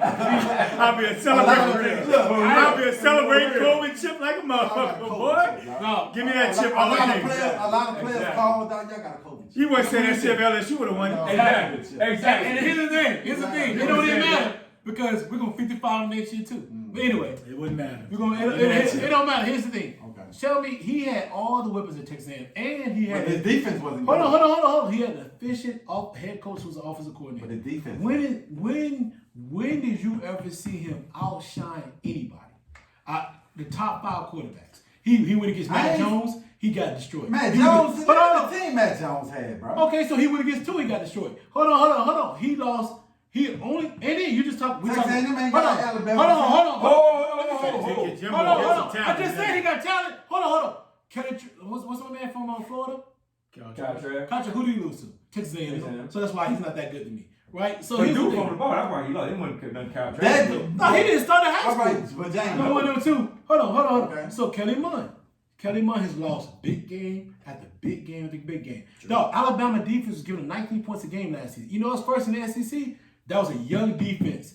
And he still could not score on them in the second half. But I'm saying. What are you going to say? This is what I'm saying. I'll get what you're saying, but I'm saying it first. When I come back next year and I say this dude, I'm gonna be the one Let that me said ask you a I told you the dude's Let me ask you a question. His performance this last hold on. His performance the last 2 years, was it better than Dak? You talking about Dak? Dak graduated 2-3 years ago? What's that? No. 4 years ago? No, 5 years ago? we're doing a comparison. We're comparing He people. can't say that. That's a bad comparison. No, it's not. Why was it down to Dak? Tell somebody that's been in the last 3 or 4 years. No, Dak was in Mississippi State. 5 years ago, man. You said Kelly Munn did not have the talent to win against Dak ain't had Bama. no talent in Mississippi State. That's why it was probably a 4th No, round but pick. Dak still ball. So what are you trying to Dak was tell me? all right. I mean, I wouldn't have thought of Dak as no No, talent. but like that. Dak balled at Mississippi State. He was all right. Dak balled. If he balled that much, No, he was but- the first round pick. Exactly. No, was Mississippi State not number 1 in the nation? When? When Dak was in. No. Yeah, they was. Yes, they was. They lost to Bama. They was. Yes, they was. They They were was. undefeated. No, Yes, they was. was. They lost to Bama. Listen, They lost to Bama and Bama. No, they he was wasn't number number 1 in the nation. He was undefeated. Yeah. He was Yeah. undefeated. What, 3 games into the season? No, like they were 11-0. They was undefeated. They lost to No, Bama. they was. Yes, they was. I remember Bama went to the that's Championship what- championship they game were because we saying- beat They them. were talking about how Dak and the Mississippi two running backs. Blake Seals. No, Blake Seals beat Mississippi State that game. dog. bro. You gotta go No, back. Google. Bro, listen. No, they were like 9-0. We They beat said them that Dak- year. That's when they were saying how Dak was running the offense, him and the two running back, they were pounding down people's throat. And They were 9-0? No, Dak was nice that year. No, they were undefeated. Yeah, they were number 1 in the They nation. were. We beat them. Yeah. We beat them at Tuscaloosa. Yeah. That's when they lost. Dog, Dak was a beast there. And people just didn't see his skill set till he got into the pros. Because they ran the ball. Dog, they ran the But- ball. All I'm trying to say is he? That's what the comparison. Kelly Munn's graduating now. You saw his pro day. I think Is he Dak like? I think he can. I think he is. Because he's gonna get drafted like that. And I think he's So, yo. I think he's more athletic than that in running the football, taking off running. faster. I don't see it, dog. Dak was more of a bruiser. Dak did not have the. Once it First of all, fit. Dak did not have the talent Kenny Mud had. Texas A&M has been having top And he got- five. and He had way got- more and talent Larry than Dak. Jimmy Oh, Green but got- Texas, and they got a lot of fire sauce. But Texas A&M been putting up points if their defense letting them. But dog, But this Dak- year, you defense see was what I'm number saying? one. They was in the top You five see what this year I'm defense. But it's COVID, bro. Stop. But dog, Dak did not have. Dak, you say that. You trying to just No, diminish bro, you can't. because you you can't get blown nah, out. Dak did not have because before 2019, y'all been COVID. Okay. So Dak did not So have. you think he's not gonna be good in the league? I'm not saying, No. but I'm saying if you're gonna do a comparison. That's the perfect. I'm not going to compare. I just said teams shouldn't sleep on him. I think he's. But they slept on Dak. But I'm not arguing against that. That's what I'm trying to say. But you arguing against. I'm not arguing against what Dak. I'm saying I think teams are sleeping on him, and I think he's gonna be like good in the But league. I understand what you're saying, but you use his pro day as a example. But I'm looking at his Hold college on, hold on, career. hold on. But if you look College at, career wasn't but that you look at great. Lamar's But it pro was day, good. It was Lamar's good. pro day was awful. But I'm looking at to me, I liked him in college. I liked him in college, and I think he's gonna be good in the Josh pros. Allen was not great in college. But I get But look that. at him in the pros. But I'm just saying. I'm just saying, 'cause some my games don't opinion. translate. But I'm saying I think for me, maybe y'all say he gonna be trash. I didn't No, say we didn't anything. say that. I'm But just I saying. think to me, Give me a, gonna be a sleeper. Give me I a think comparison. So Give me a give me a comparison of a sleeper You type think he'll be like a Josh like Allen? a Dak. like a Dak. I think gonna be like. So a Dak. you said that like, listen, I feel like he's gonna be like that. Dak. I can Yeah. understand what you're saying, Yeah. but like I told you, Dak was Yeah. Dak was at Mississippi State with no talent, like for real at all, and they were undefeated. They were number one team in the nation. I think he's gonna be like. They a got Dak. to like the 9th game and they came to Bama and lost. At the end of the day, he's gonna be one of the ones who's getting the. And best Bama had to results. play that game Yeah. because they came back. Yeah, he did. I remember that. But I forgot they went. But no, I'm thinking he's gonna be a sleeper like that. That's what I'm saying. I think he's gonna. Nobody's talking about him. Everybody's talking about Justin Fields and Justin, all so that. he hasn't And done all- nothing to be talked about. But I'm saying I think he's gonna have a good pro career. He might. No, that's he can go to any situation and develop and get. So do you to feel it. like- he might be great? Do but you feel like, and I'm not, he might be third, fourth round We're gonna pick. skip bro. past the next question. Do you feel like, and I'm gonna skip past the next question. Do you feel like maybe this is what Washington should look for? Yes. Him. Yes. Okay. Yes. Okay, grab yes. him. Yes. I really do. Like you feel like Washington look for Kelly Trask, who didn't start in high school. Didn't really start in. Trash. No, I said I like him. Somebody got man. hurt. Somebody No, got I hurt. said I like him, but I mean, To me, I'm James, who you would take? I'm saying I would Him wait. or trash? I think it's trash. Trash. Not Trash. He goes Trash. trash. Trash. I think I should. Me personally, I think we should wait. I think. Because I saw this dude for 4 years. So I think Kelly Munn. Here's the difference 4 between years. trash and Kelly Munn. Kelly Munn upside is bigger than Trash. trash. Because I feel like what you see with him is what you can get. It's it. And I also feel like a lot of that was because of the weapons he had around. That's true. That's true. What's the name? What's the name? Pitts and Piston with Tony. Tony. Yeah, all four. Like, he had Yeah, he had some receivers. dogs with him. Yeah. He had some guys who can get the ball, and I feel here's the thing when Pitts didn't play, He struggled. he struggled, especially Yeah. LSU game. Yeah, he struggled. So it was one of those things where I need to see him I like without those type of weapons. Those type of weapons, like him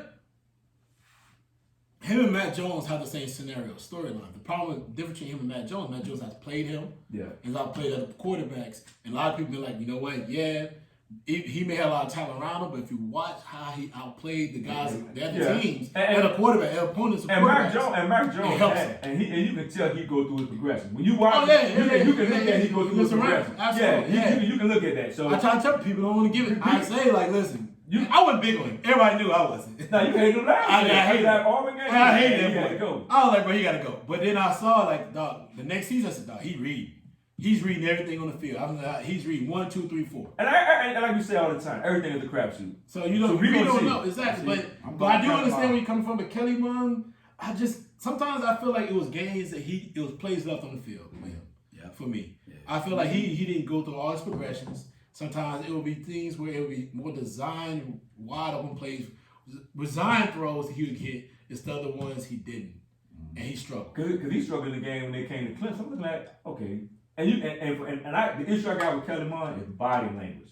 Because in the first half, he missed a couple of throws against Clemson. We played up there, and he just went to this. Oh shit! I'm I don't like that body language. I'm going to Kellen Mond, bro. I got you. I mean, he has a talent, bro. No doubt about it. All right, let's jump to the next topic, bro. We don't want to beat that up. That was a good one, though. Let's jump into, man, why is Chris Paul not considered the front runner for the MVP in the NBA?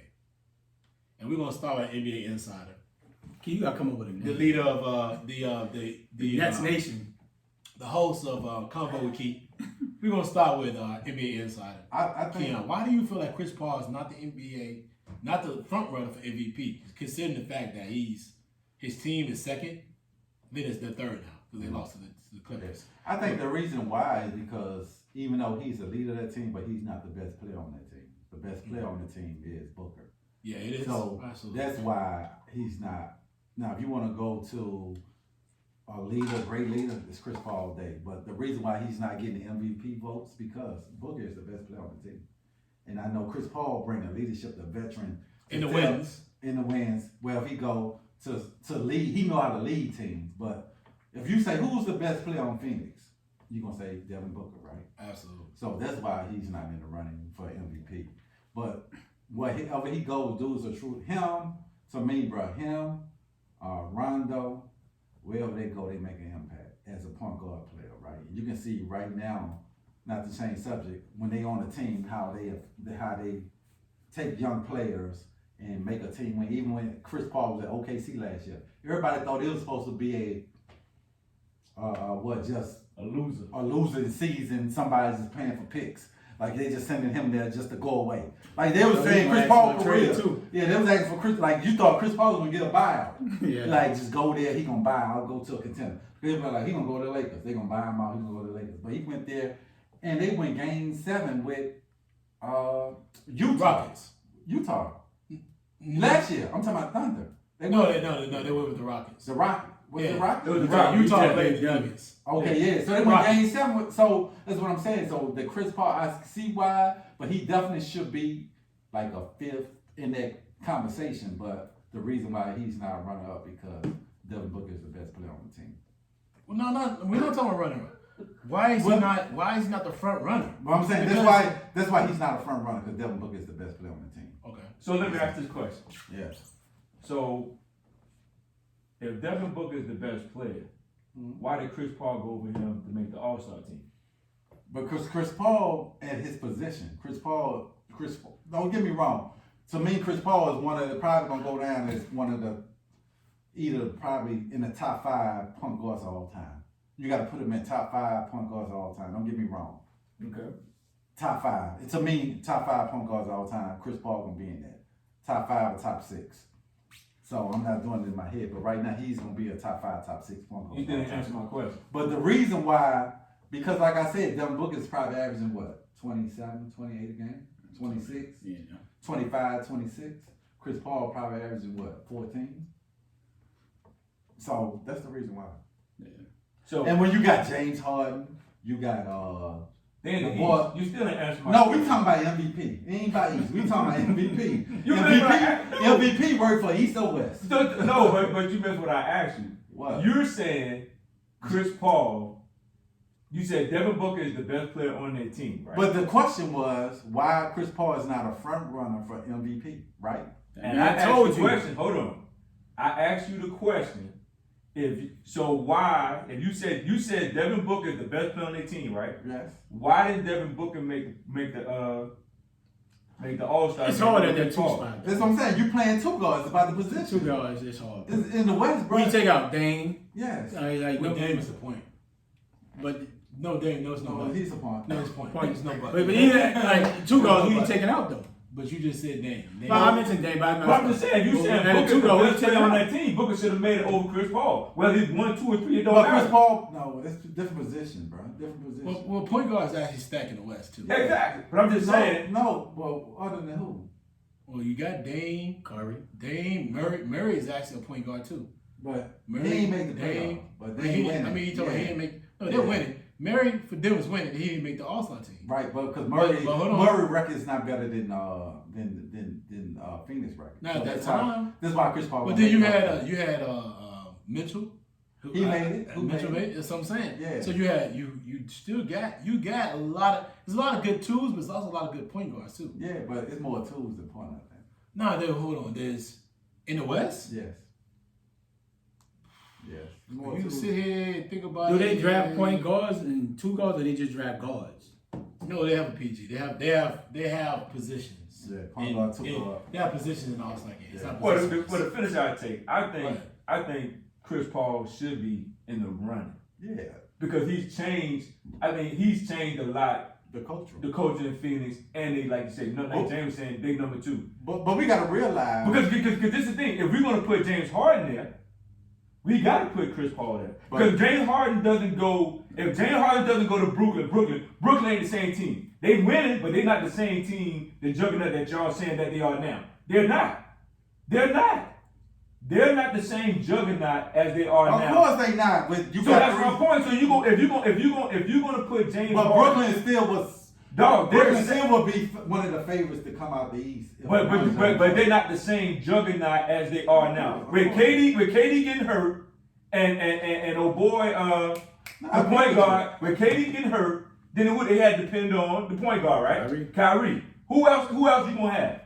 But who else you gonna have? before you made that trade, you had LeVert, you had D with it. They was deep already, bro. We were Yeah, saying, but do you think? And you had Allen, but even when we were saying, people forget. We were saying they shouldn't even give up all the time to get James Harden. People were saying that. That's how deep Brooklyn was. Yeah. That's how they was deep before they got James But Harden. do you think they, without James Harden, Do they you make think that they're the same same juggernaut? Do you think they're the same juggernaut as they are now? Oh, not on offense, no. But they That's my point. But they would have been better on defense. They would have been better on defense. But that's my point. So if you're gonna put James Harden in the top five, you at least gotta put Chris Paul in the top five. I mean, he should. At least. I mean, Chris should. At least he needs to be in the top five. No, but I said he should be in the MVP, but we said front run. Yeah, I don't think he'd be. I mean, he should, That's but I think different. with Cats putting up so many numbers now, bro, Yeah. and double doubles and triple doubles, And he only give you 15. right? And I think that's the reason why. 15 and 7. Yeah. But do you think Phoenix be number 2 in the West without him? No, Absolutely not. So that's my point. Right, but that's the whole value of the MVP thing. Like most of the time, it's about numbers. Right? James Harden won the MVP because he scored damn near 35, 40 points a And game. Russell Westbrook Russ triple-double. triple-double. It wasn't about the wins and the impact he had on his team. That's why Chris Paul won't win MVP because it's just bigger than the impact on the team. You got to put up some serious numbers. Yes. Like game-changing numbers. And Booker's their leading scorer. Yeah, right. And it just, he'll never win it, bro. Like, it's just what it is. I think Joker probably should win it. Denver's moving up. They started slow, and the boy leading them in all categories. Yeah, he is further. And he the only one that ain't got hurt out of everybody. You know what I'm saying? But they right now they what? 4. 4. That to me, it depends how Embiid.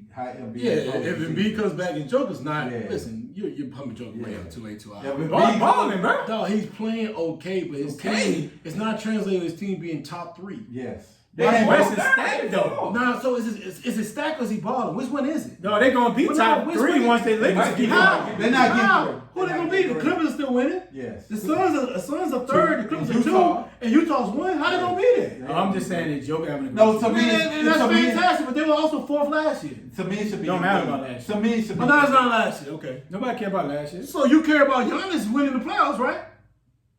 Giannis just showed he hasn't won in the playoffs. So Joker hasn't either. So what's the translation? What does all that have to do with MVP? No, but what's that have It's to a do? regular season of But ball. you're measuring. Your measuring doesn't make sense. Bro, we're talking about candidates that are having great years. So Joker's having an MVP year. So when is the MVP a team who is only 4th in the entire conference? James Harden has won the MVP and they wasn't no 1-2 seed. Yes, they was. They was the number 1 seed. Bruh. What are you talking about? Russell Westbrook won the MVP and he wasn't the top of the Yeah, one, two. no, he was I don't care about triple-double. what. All I Come on, said, man. he You had to be talking putting up crazy, big dog. numbers, dog. No, you talking crazy. But you act bro. like the Joker's not putting up 25, 12, and all. He bro, need a you team in talking crazy, assists. bro. He's You not talking putting up crazy. numbers in Embiid, bro. Dog, you Bro, talking Embiid has crazy, missed bro. 13 games. But that's not a lot of games, right? Bro, that is a lot for them to talk about winning But the MVP. if Embiid finished number 1 in the East, If that's the case, LeBron James should win MVP, dog. Then he come back in the next 2 or 3 games. No. But he's gonna hold him against it. He's not gonna win. because they team number 7 in the fucking in West. No, it doesn't. That No, doesn't matter. Joker's the top. I guarantee That you. doesn't matter. Then who should be the MVP? I said if Embiid team finished #1 in the East, They're not. it should be Embiid. They're not. Why not? Well, Why they won't? Brooklyn's gonna be #1. They You number know one that. now. Brooklyn's gonna get on If the they road. won a 2 seed, then Brooklyn is #1 now. No, but if they won, if they don't win a 2 seed, because Philly ain't played yet. That game bro. time. But if they That's don't what they win, play listen, to. if they don't 1 and 2 seed, Embiid should get that's it. different. Dog, your boys are 4 seed in the West. Yeah. Hey, brother, would you agree the West is harder than the East? Whether it's hard or not, listen. It matters. Listen. It But, matters. no, hold on. Whether it's hard or not, he's still 4th. Yes. How the heck is somebody gonna be an MVP and he's 4th? Yeah. And your team still got a lot of talent. They You do. got talent? They do have So then what are you talking about? Yeah, I think it should be Embiid if they finish 1 or 2. Joker haven't agreed yet, though. He is having a great year. I don't understand why But if Mitchell. you Embiid, I don't understand why Mitchell to me, not getting Embiid- more. That is true. Mitchell Why should be Mitchell ain't having getting more play. MVP? He Cause should. He should. But I think Embiid have been the better player all year, consistent when he's on the court. Okay. Embiid, to me, Embiid been the best from game 1 to, you know what I'm saying? he's gotta get back in his groove. But Yeah. I agree. I think He has to stay healthy, bro. Listen, for them with it. for me, I think Chris Paul should be the front runner right now. Like #1. Right now. If you look at what Phoenix did last season, barely get into the bubble, didn't get in But the they bubble. won 8. They won 8 in a row. At the But end, they started to get their stride at the end. At the end, in the bubble, they won a lot of games. 8 in a row. They won 8 and 0. They still didn't make the playoffs. They're guaranteed to make the playoffs this year. Oh yeah. Listen, we didn't know they're gonna have that leap from last year this year. No, Chris Paul. We know Chris Paul has created the dynamics there for them to have that leap this year. But I don't think no one ever have won an MVP not being the best player on their team. Nobody. Let's go through the history of MVPs. Let's go to the last 20 years. Yeah, nobody. If I go to the last 20 years and I look like who's won the MVP, That wasn't the best player on that their team. wasn't the best player on their their team. Nobody. Because it is called the most valuable player, Yes. not necessarily the best player. But I know what they call, but you can't find nobody who was the second best player on their team that won MVP. I ain't gotta go through it. I feel like you're right because I do understand there is a bias there. But if I looked at All right, Phoenix, so you want to go to the last 20? You got Giannis. Giannis is back Going to back to back. Then Yeah. James Harden, then Russell Westbrook, Steph Curry, Kevin Durant, LeBron. Hold on. So the year that Kevin Durant won it when he was with the Thunder. Thunder. 2000. But when was Curry? Did 2014. Curry win it when Durant was on that team? That's what we talked about. They canceled each other out. Yeah. So hold on. Let me Nobody think about won it. They was the best player on every team. Let me think about it. LeBron definitely won it, but he's still the best player. Nah, you're right. I don't think any Dirk played still the best player. Was Steve Nash Dirk did one. Dirk was the best No, I'm saying he was the best He was the best player on Dallas. No, just yeah. Was Steve Nash the best on his team with Yeah. Steinmeier in him? I don't think Steve Nash should have won back-to-back He years. should But have was he won. the better on the team But when he he was won the it? best one on the team, though. Stoudemire? Yeah, he was better than Stoudemire. Was he better than Stoudemire? Yeah, he was better than Stoudemire. No. He was the better starter. And he went better. But he was the most valuable player because that team did not win 60 games without him. Steve Nash, yeah. But see, that's the problem, right? So he wasn't better than Stoudemire. I think he was better And than he had a Stoudemire. lot of talent around him. He had, at one point he had, Sean Marion. Sean Marion. Yeah, man. Yeah, Who was Sean. that? Only Sean. He had Sean Marion. He had what was the man that played in Atlanta? He had Sleepy Joe. Yeah. He had Joe. To me, you know why I think he had a was better lot than- of talent on that To team. me, you know why I think he was better than Stoudemire? Because Stoudemire needed someone to get him the ball. Stoudemire couldn't break But the ball. hold down. on. You're saying that, but you also gotta say that because even though Booker's balling, Booker needed a Chris Paul type of player to succeed the way he succeeds right now. No, I get what you, but And what's his name? Aiden? Was it Aiden? Aiden, He's yeah. playing well because of Chris Paul. now I get that, but I'm saying Booker can go get his own shot. Amari couldn't dribble the ball down the court and go get his own shot. That's all I'm saying. He can, but I think the game plays better. It translates better with Booker, with Booker and Chris Paul. Yes. Backcourt wise, so I get what you're saying. Let's jump to the next topic, man. This should be easy. Yeah, this dude wanted to talk about this. Give me the comments, Key. Being Keon, we'll start with we'll end with Keon. Yeah, and We'll start with Ray, and then we'll go on and Ray, and then Donovan after that. Is this the best? Is '96 the best class ever? Yeah, man. I mean, easily, hands down. AI was #1. Marbury in the top 5. Ray Allen, Kobe, Raheem, the boy that went to the Grizzlies. Camby was number 2. Put UMass on the map. I mean, the Jordan draft class was great because they got a lot of Hall of Famers, but it was only a few of them. But that class, 96, was stacked, dog. Like, for real. Like, it was ridiculous. So, when I was in high school in 95, Eastern basketball team was, like, good. So, they traveled to this tournament in San Diego. And my boy, Dwayne Bassett, came back. He said, "See, bro, the best player I've ever seen in my life play basketball. Stephon Marbury."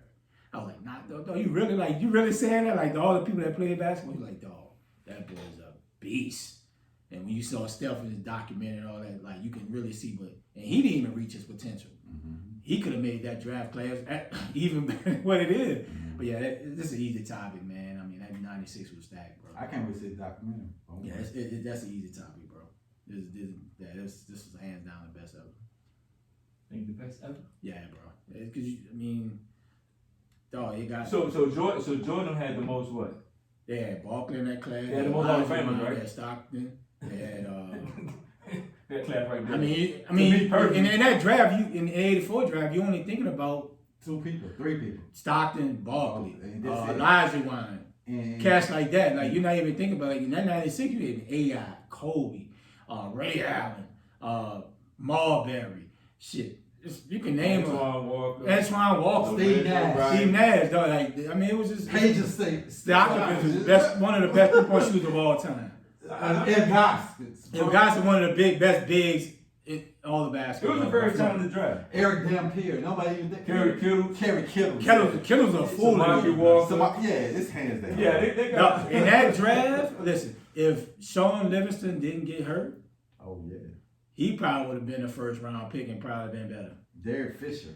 I mean, it was a solid. I mean, it's an easy topic for me. No. You went too far with Derek Fisher. I like Derek Fisher. He was a solid player from Little Rock. You know what? I think the first. You went way too far with the whole. The first round, yeah. notion. But when you get to the second round, Nah, it's better. This to me, I'm gonna get my answer. You go. because you get Okay, show go. Go you get to ahead. the second round. Who was your first? Odella Harrington, Mark Anderson, Ryan Meyer. Who cares about second round? I'm just it's part of that draft. That's part of the. That's part of the draft. Okay. You get the good Sean Harvey, Joseph Blair. Okay, who's your best Jeff class? McGinnis, Steve Hammer, Russ Millett, Who's your Marcus best class? Mann, Jason Man, who's your best class? Ben Davis, Malik Rose, Oh, my God. Joe. I'm going down the list.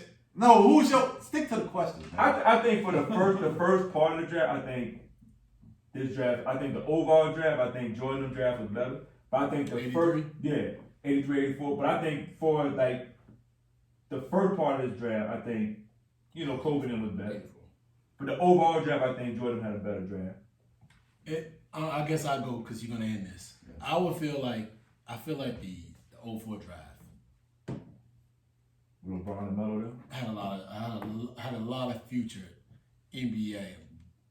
Brian Melo, D Wade, Chris Bosh.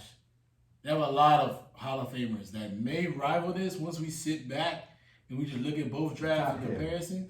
It's very top heavy. Y'all, they have more this to was top heavy. Very top heavy too, and the '96 one was great because there's a lot of great basketball at that time. There's a lot of collegiate great basketball there. I mean, you had the Georgetowns, the UConn, the Georgia Techs.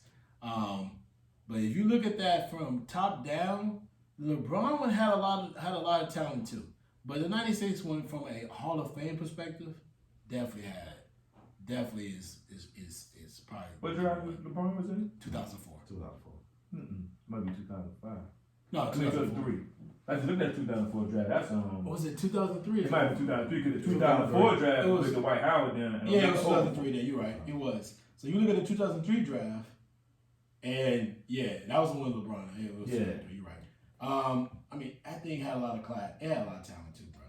It had a lot of talent in that draft, and so I can't dismiss it. Because you had LeBron, Darko was terrible. But Darko you was had terrible, Carmelo, yeah. Chris Bosh, Dwayne Wade, Chris Kaman, Kirk Hinrich, TJ Ford, Michael Sweetney, Stop it. Jarvis. Yeah, I mean, I'm just saying in general they had a lot of talent there. Stop it after that. David West. I mean, TJ Ford should have been something, but he didn't do Stop it what after he that. did. But they had some talent, but I will honestly say that the '96 one. I mean, Josh Howard, Kendrick Perkins was in that draft. But the 1996 one may go down as the greatest draft That shit was strong. ever. It was super strong, had a lot of talent. I mean, and it was a lot of talent nobody knew about. I mean, that's one thing that catches you off guard. Like, you didn't realize Kobe was going to be Kobe at that point. Right. You didn't know that. 13. I mean, I think, and I'm trying to think who else came out then. I mean, because T-Mac and them came out in 97. So I'm trying to look around, like, it was a lot. I mean, Abdul Rahim, Marcus Camby, Stephen Marbury, Jermaine O'Neal, Peja, This is the best hands right? down, bro. Best They hands. had Best I hands mean, They do got a lot of talent. just a quality talent, man. It was just. Bro, anytime Kobe finished in the 13, bro. Kobe wasn't. Well, Kobe But was nobody really went that guy. No, because we was down south. Kobe was that guy on the East Coast. I talked to somebody from Philly. Kobe He would have been in the was top 5 then. Though. He was that guy. because it wasn't heard of high school. That's how deep college was that year. He's coming from high school. Well, the year before Kevin Kevin Garnett. Garnett. But I'm just saying, but it was just starting to come, high school kids. Yeah, but you're saying that like Because that 96 draft class in college, that those kids that played. That's all. Right. Hey, if you let me finish. Kobe was a I big think deal. I've Kobe just was said a that. big deal on the East Coast, from New York to Philly to Maryland to DC. They knew who Kobe People Bryant knew was. Kobe had talent, but They the knew who spotlight Kobe was. on high school players wasn't the same as it is. Yeah. But I just realized. I mean, what I'm just keep saying is, and I'm saying it again is, that 96 team had a lot of talent. That 96 class had a lot of talent. I mean, we did not know what Kobe was going to be. The Kobe we seen, nobody knew about that in 1996. It was, if anything, it was because that's the reason why he did slide the draft. And that's That ain't a slide from 13 from high school. Can you let me finish? Thank you. He slid in the draft because of the fact that it was more of an unknown. And the high school players at that time was more of an unknown. You know how it's going to work out in the NBA. Yeah, true. But if you look at that top, just even the top 10, I mean, Stephon Marbury, I remember watching him as a freshman at Georgia Tech. And he was ridiculous. Like, I seen that, I saw him in person. That shit was crazy. I saw him in person. That's crazy. He was ridiculous. I was at the Sweet 16. We was at the Sweet 16. It was in Birmingham when Georgetown was down there and UMass was down there, and when they ended up playing against each other in Elite Eight and UMass blew them out. Right? I almost cried because I was such a big Georgetown fan. I'm still a big Georgetown fan. I almost cried, but I remember watching. It was so much talent. Come on, and then when did Paul Pierce come out? 97. Was it 97 or 96? It had to be. It was around that time. 98, somewhere around there. Because I think they paired him with Antoine Walker. Mm-hmm. So So it had to be 97, 98, somewhere in that. I thought Antoine Walker came after. No, he was in 96 round. So what's name was already there then? Antoine Walker was in Pierce, 96 yeah. round. He was in 96 Pierce round. came in like I mean, 97. Steve Nash. I mean, it just was so much talent. And Antoine Walker, I don't even think he went in the first round. He did. He was He 90. did. Top 10. Yeah, he was Top 10. Yeah. Top 10, yeah. He came out of UConn. I mean, not UConn, Kentucky. Excuse me. No, He came- Antoine Walker went in the top 10. He was in the top 20, He went in the top 10. but he's in Kentucky. Yeah, he was in the top 15. He was in the draft. But No, he wasn't. I got the list right here. He wasn't even first round. Antoine Walker? Yes. Bro. I got the list right Antoine here. Walker was in Let me go. I got the list right here. I got the list right here. Go ahead, man. He wasn't even in the top. He wasn't even top 29. Antoine Walker wasn't even top 29. I'm looking at it. Antoine Walker. I'm looking at it right now. So for me, When Walter McCarty and Dope was in the no, top. I wouldn't. He's not even top 29. I got the list right here. So that's how deep the draft was. Antoine Walker. So for me, right. Antoine Walker was a 6th pick in 96. There he's right here, bro. Antoine Walker. You spell Oh, Antoine the right? Yeah, Kentucky. Yeah. What are you talking about? You about to go on this tangent. You was on that line. What So are now you that talking Tito's about? affecting his judgment. What are you talking about? Hey, He's a hey, 6th James, pick you're in right. 96. What are you We're talking overlooking about? that joint. Right there. Yeah, you're right. What right. is Like on the real, So that Kentucky team was loaded. Yeah. Walter McCarty, Tony Delp. Yeah, Ron Mercer. Ron Mercer. And Mercer was a beast. Yeah, they was hard. You know they went back to back. They won it the first year. They lost the second year. Fool, boy. But to me, They had a nice score. and right, and to me, right. I'm like, what is he talking Yeah, about? you're right. It's I'm right there. That's right there. Boy, So, drunk, man. but listen, but yeah, to me, 1996, it's not even close. It's not even. If you going, look, I'm looking at the top 10. You got AI, Marcus Camby. Everybody forget about Sharee Abdul-Muhammad. Raheem. It's Oh the my number God. 2 pick. Yeah. Number 3, Stephon, three? yeah, Stephon Yeah. number 4, Ray number 5, and Twan 6. Remember Lorenzo Wright from Memphis, Yeah. Mm-hmm. Kerry Kittles. Kittles was a fool, boy. Samaki was a fool at Louisville. Yeah. Eric Dampier was nice at Mississippi State. It's number 10, dog. Like, Yeah, that's a beast. Ty, you remember Ty Fuller from NC State? Yeah. Dog. And then you got Pierce came in 98, 99. yeah, so Paige and Steve Nash, Tony Delp, It's hard. Nobody. Walking my They had dog, They might not have had the Hall of Famers like the 84 class, bruh. but they had. But a lot of shit, depth. but here you got an AI Hall of Famer. Mm-hmm. You got Ray Allen, a Hall of Famer. You got Kobe, a Hall of Famer. You got Steve Nash, a Hall of Fame. That's 5 Hall of Famers right there. That's it. That's it though. But who else? 84 got about the same. Yes, it's about the same. But Hakeem, right. Mike Barkley, Allen Robinson, Kevin Willis. He wasn't the Hall of Fame, but I think 96 has more depth than their draft than their 94. So, but the story, but because we said, because we all grew up down south, right? But like I was talking to this cat from Philly, right? I used to work with. He played ball. He said, bro, Kobe was so cold in high school, bro. He was this awkward kid that came from overseas. He said, Kerry Kittles was in the league, and he came down to Philly. He said, bro, Kobe wore him out. We know the story, bro. He went to Villanova. We Yeah, know about the story, the bro. workout said Kobe wore him out. And that's when they said Jerry West was Oh, we talking about 96. We're talking about Kobe Bryant. We talking about You Kobe know Bryant. what, Can we? You know it's gonna Give me be the Kobe. take. Can we just keep it at 96 and not Okay, with Kobe yeah. Bryant? You know it's gonna be Kobe, though. You already knew that how that was I'm gonna like, play. I As soon as he can't asked for the topic, you know Kobe's Can coming we in. just keep it at 96? Okay, not so Kobe? me 96 hands down the best. And I can't wait to see that AI hosting that, right? And there's another one, bro. We gotta get AI his flowers while he here, bro.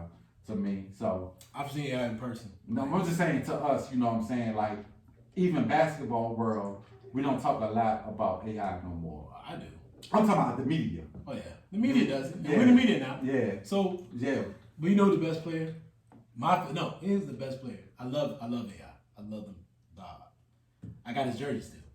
But AI is not my favorite player off that team in Georgetown. My favorite player is Victor Page. That boy had no conscience. Yeah, He shot everything. He was nice. Left-handed shot He was everything. nice. With no conscience. Yeah, he was nice. No conscience. And when I met him when I first got to DC. Funny story. I snuck some bullshit. He probably Snuck gonna him. rob No, it's a crazy story. But here's a crazy story. I tell you the story real fast. Story time. So I had been in DC maybe 2 months, and I remember going to some party. My dad was like, "Yo, you gotta get out." So I went to some party that they had down there in Crystal City, AI type of party. We went there, got up in that thing, and that shit had no barrier or nothing. So you just walk around and do what you want. And I was like, you know what? Cool. I ain't paid to get in anyway, so I'm walking around. I'm walking in. I go to the bar, grab me a drink, and who walked over there? Victor Page. Now, unfortunately, at this point, his life didn't get done. And he got the patch over the eye, and you know what I mean. I'm like, damn, that's Victor Page, dog. So you talk to AI, AI is AI. Mm-hmm. AI is great. You know what I mean? He still was in the league at the time. Yeah. Right. He was still, jumping in the Lambo, doing his thing, going to Lambo from Dream down to wherever he going just to go get some meat. But make a long story short, I'm talking to Victor Page, bro. I'm telling him like, bro, listen. I was like, I had to go fanboy. I'm like, dude, listen. I love all the Georgetown teams. I said, but bro, you was my favorite player. You had no conscience. You shot that jumper. It didn't care. I don't care what Big John said. You were shooting that thing. It didn't matter what was going on. You would let them know you were that dude. Number 44 $. I said, I had that jersey too. I said, bro, that dude was like, it's like a DMS story. First of all, he got emotional, right? Which kind of caught me off guard. I was like, damn, he got emotional. Then he was like, yo, come over here. He bring me up to the VIP section. He just like, yo, we sitting there talking, chopping up. He's talking about ball, talking about different things, what he's trying to get going on. And then unfortunately, maybe a couple years later, I think he got also on a robbery charge. Mm-hmm. You know what I mean? But I'm just like, man, like that type of talent. First of all, he was a DC talent. Stevie Franchise is also one of my favorites, but Stevie Franchise was more of a. He was from Tacoma Park, and he was more of a Maryland guy anyway. But man, listen, that dude right there, if you ever heard his story about his parents and like how they passed away, they died, they both was on drugs, you would realize how some reason why he went through some of the issues he went through, but his talent was unbelievable. Yeah, Victor Page was nice. Victor Page, between him and Juan Dixon, those are the two dudes I respect the most because they went through a lot. Yeah, Coming from Baltimore, and him coming from what's the name? Them dudes came from a lot to be balling. Man, listen, Victor Page is that dude to me. Yeah. I mean, just like I loved Brian Oliver and what's my man? I can't think of his name. Dennis Scott when he was playing with Kenny Anderson. Yeah. I love Dream Tech because of them, because Lethal Weapon 3. Those type of talent, man, you don't see that in college anymore, man. Nah. It's It's just kind of hard now because so many one and dones. yeah. Yeah. Well, yeah. It's still 96. It is. All right, man. So let's get to the next question. Another Keon question. Keep taking over the show. Keep taking over the show. You saw what happened with Paul Pierce, Living life. and he's now a meme of a lot of memes these days. Like one meme say that this is me doing LinkedIn, and this is me on Instagram. One picture of you, a little professional. One picture of him and his activity he was in. Now, Keon posed this question, and I kind of like cleaned that thing up a little bit because I want to get it around to the table a little bit. Was he fired? Was he justly fired for what happened and what post and what was on his Instagram live? Being he has an ESPN job, right? Being that he's in the media, was he justified for those particular actions? I'm gonna start with you. Was he justified for it? Well, let me say this. You know what's in your contract. And you know when you have this conversation what you can and cannot do when you go to these jobs. And being at ESPN. Hold on before you keep going. We're suggesting that's why he's fired. Yeah. We don't know that he was fired for those particular reasons. Keep going. But you know what they have in the cards for you. And at the end of the day, with you being who you are and being an analyst, NBA Tonight, people see that they probably got heat from other people to say, yo, we gotta let him go for this. Now, should have fired him? I don't know. I think they could have reprimanded him, suspended him for a couple of weeks. You know what I'm saying? Look, bro, you can't do this. You an analyst. We gotta handle it this way. I think they could have kept him on, but you know what's in your contract. You know what's coming. You know the heat that's gonna come with you doing this. But at the same time, you gotta be smart with what you post. You have to be smart in what you post. And at the end of the day, exactly, you got to be smart. Now, unless he was feeling himself and he didn't care and he wanted to get let go, then that's on him. You know what I'm saying? Yeah. But you got to be smart about what you do and where you post because you with a contract. You just gonna throw away whatever they were paying you just because you wanted to post this? Come on, bro. You got to be smart about what you do. So if anything, I probably would have reprimanded him. But at the end of the day, whatever is in your contract and however the stipulation that you do something like that, you gotta roll with it. Keith, go ahead. Yeah, I don't know. It seemed like they was looking for a reason to fire the dude, right? It ain't like he had naked broads on live. Yeah, you can tell, you know what I'm saying, he had the strippers or whatever, but like I said, if they really wanted, they could have just suspended him. Yeah. It wasn't like he was out here sexually harassing people like Marshall Falk. You know what I'm saying? So Allegedly. We don't know if he was weren't there. Yeah. So, but nothing may not been proven. Yeah. So, to me, like you said, he didn't have a great relationship with somebody at ESPN. You know what I'm saying? You know how somebody's like, bro, I've been waiting to get rid of him anyway. You know what I'm saying? Well, you gave me a reason just now. You know what I'm saying? It's like Did you watch the performance when he was on ESPN? I mean, it wasn't the greatest. It wasn't the greatest. So that's what I'm saying. So that means, hey, I wanted to keep him here. Yeah, like you ain't bringing nothing great to the table anyway. So this is my opportunity. Yeah. So that's what I think. So if there was like a Charles Barkley, yeah, he's suspended. He's suspended. You know what I'm saying? He's suspended. And so that's what I think. It was like you ain't performing great anyway. We can get you on so we can get you out. This is my excuse to goodbye. Yeah, so, I don't think he should have been fired. I think he should have been suspended. But when you're dealing with the family network with Disney, and the image is bad. smoking weed. He got the strippers, and he didn't care. But he wasn't justified. Like, I think he should have been suspended and let it die down. Whether suspended a month, 2 months, so people not talking about it. Yeah, the public wouldn't have cared. Yeah, nobody wouldn't care. I don't think the public care anyway, really, truly. But when you're dealing with the family network of Disney, I think that was just a bad image that you're portraying because you're an employee of ESPN and the Disney network. So I think that's why one of the reasons he got fired. So I'm gonna finish this topic off. Yeah, you were justly fired. Yeah, you a fool, bro. Like, what are you doing? Living life. Thought you on Instagram. John, you got some bass in your voice. No, you on Instagram. You on Instagram Live, recording yourself with whatever strippers you got. Where's Monica? Like, yeah, you a fool, bro. Now you're richer than beyond our belief. Yeah. You saw you smile, you laugh. You can't tweet Yeah, we don't have the money. We don't have the money you have. Exactly, yeah. But at the end of the day, come on, man.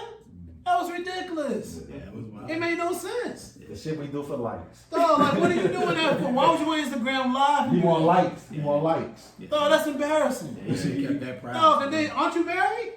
That could be, yeah. Is that your wife rubbing your shoulders? And she, besides that thing. Yeah, but this is the thing though. You calling out another chick name while you're Yeah. on right there. Like that's Was he? Yeah, he's like Monica. If you out there in Cali, Yeah, no, he said, Monica, you should be. She was on the Instagram. She was talking, but Come dog, on through. was that your wife? So you already, you on Disney? He married? Yes. So dog, like, what are you doing? That's wild. Yes, you deserve to get fired.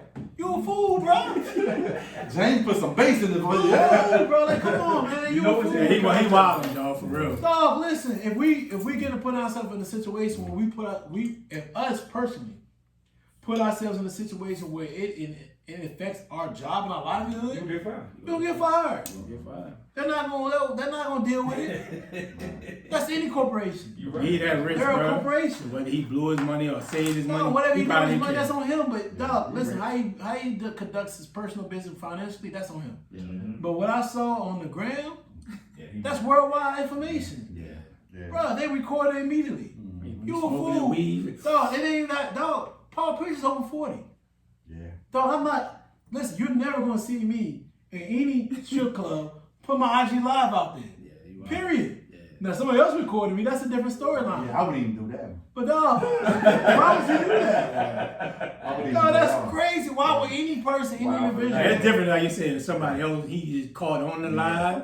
He get caught on that Yeah, but different. you pulled your phone out. And then And record recorded everything. your time. And you talking on that bitch and smoking Yeah, weed. yeah, I wouldn't even do that. And Me you get smoking the- weed at a strip club, I wouldn't even do that. You wasn't even part of the club. Probably was in a hotel room or But I'm something. saying, Sleep. I wouldn't even put me smoking Yeah, weed he- out on live. I You mean, gotta be dumb, bro. Like no person, no logical person who understands Not smoking weed. what they're trying to do in yeah. life. Yeah, that's crazy. There's no person in their right mind would do that. Unless you're in your 20s. No, No, even you- with that, bro, you just don't care. You just don't have. He got money. He got money. He got But money. see, that's the problem though. We look at it. He got money. Yeah, he got the money, but at the end of the day, that's why they look at us like, oh, another dumb. You know what I'm Dumb saying? athlete. Another dumb athlete, another dumb black athlete doing something stupid again. You know what I'm saying? So I'm like, bro, like, yeah, you got your money, but at the end of the day, bro, you got to be a lot smarter than what you do. No, the money factor is one thing. That's great. That's your professional career that you Yeah, you make your money. You accumulate got that to type be a of lot money. smarter, bro. But bro, in your next career, this is your next career, right? Yeah. Why would you subject yourself to that? Even Mark Barnes goes on ESPN and speaks on different subject matters. But Mark Barnes is not doing dumb stuff on the gram like that. Why would you do that? And they know he smoked weed all day. Yeah, why would you do it? They're very lenient in certain things and they're very tolerable Yeah. about certain situations. Yeah, but you gonna They want brand, the you they want the black guys to be leaders in a lot of different ways. Look at Ryan Clark. Look at Marcus Spears. They want you there. No, you a fucking fool. Like you literally on the ground and then Like you don't care. No, you posted shit like you never done it before. Like you never had a chick rub your shoulders. Like what are you talking about? If I was a player making the type of money he was making, I have a chick rubbing my shoulder every time I fly somewhere. I'd be like DJ Khaled in the plane, No, you a get my feet fool. done, all that. You know what I'm saying? Like easy. Yeah, that dude, he's No. special, bro. He is the idiot of all idiots, bro. Yes. That is the most ridiculous thing I ever seen. I've not seen it. I was just like, okay, you a fool. So man, let's close this out, man. Let's get out of here. And you can be the final person on this topic right here. Yeah. We'll start with Ray on this. What's your thoughts on UNC hiring Hubert Davis? Hubert Davis. That's right. Sorry. Hubert Davis as the head coach and his comments when he made during his press conference. I mean, it's a great hire. I mean, he's been there a long time, former player. So I love the hire. He's still young enough to relate to these kids.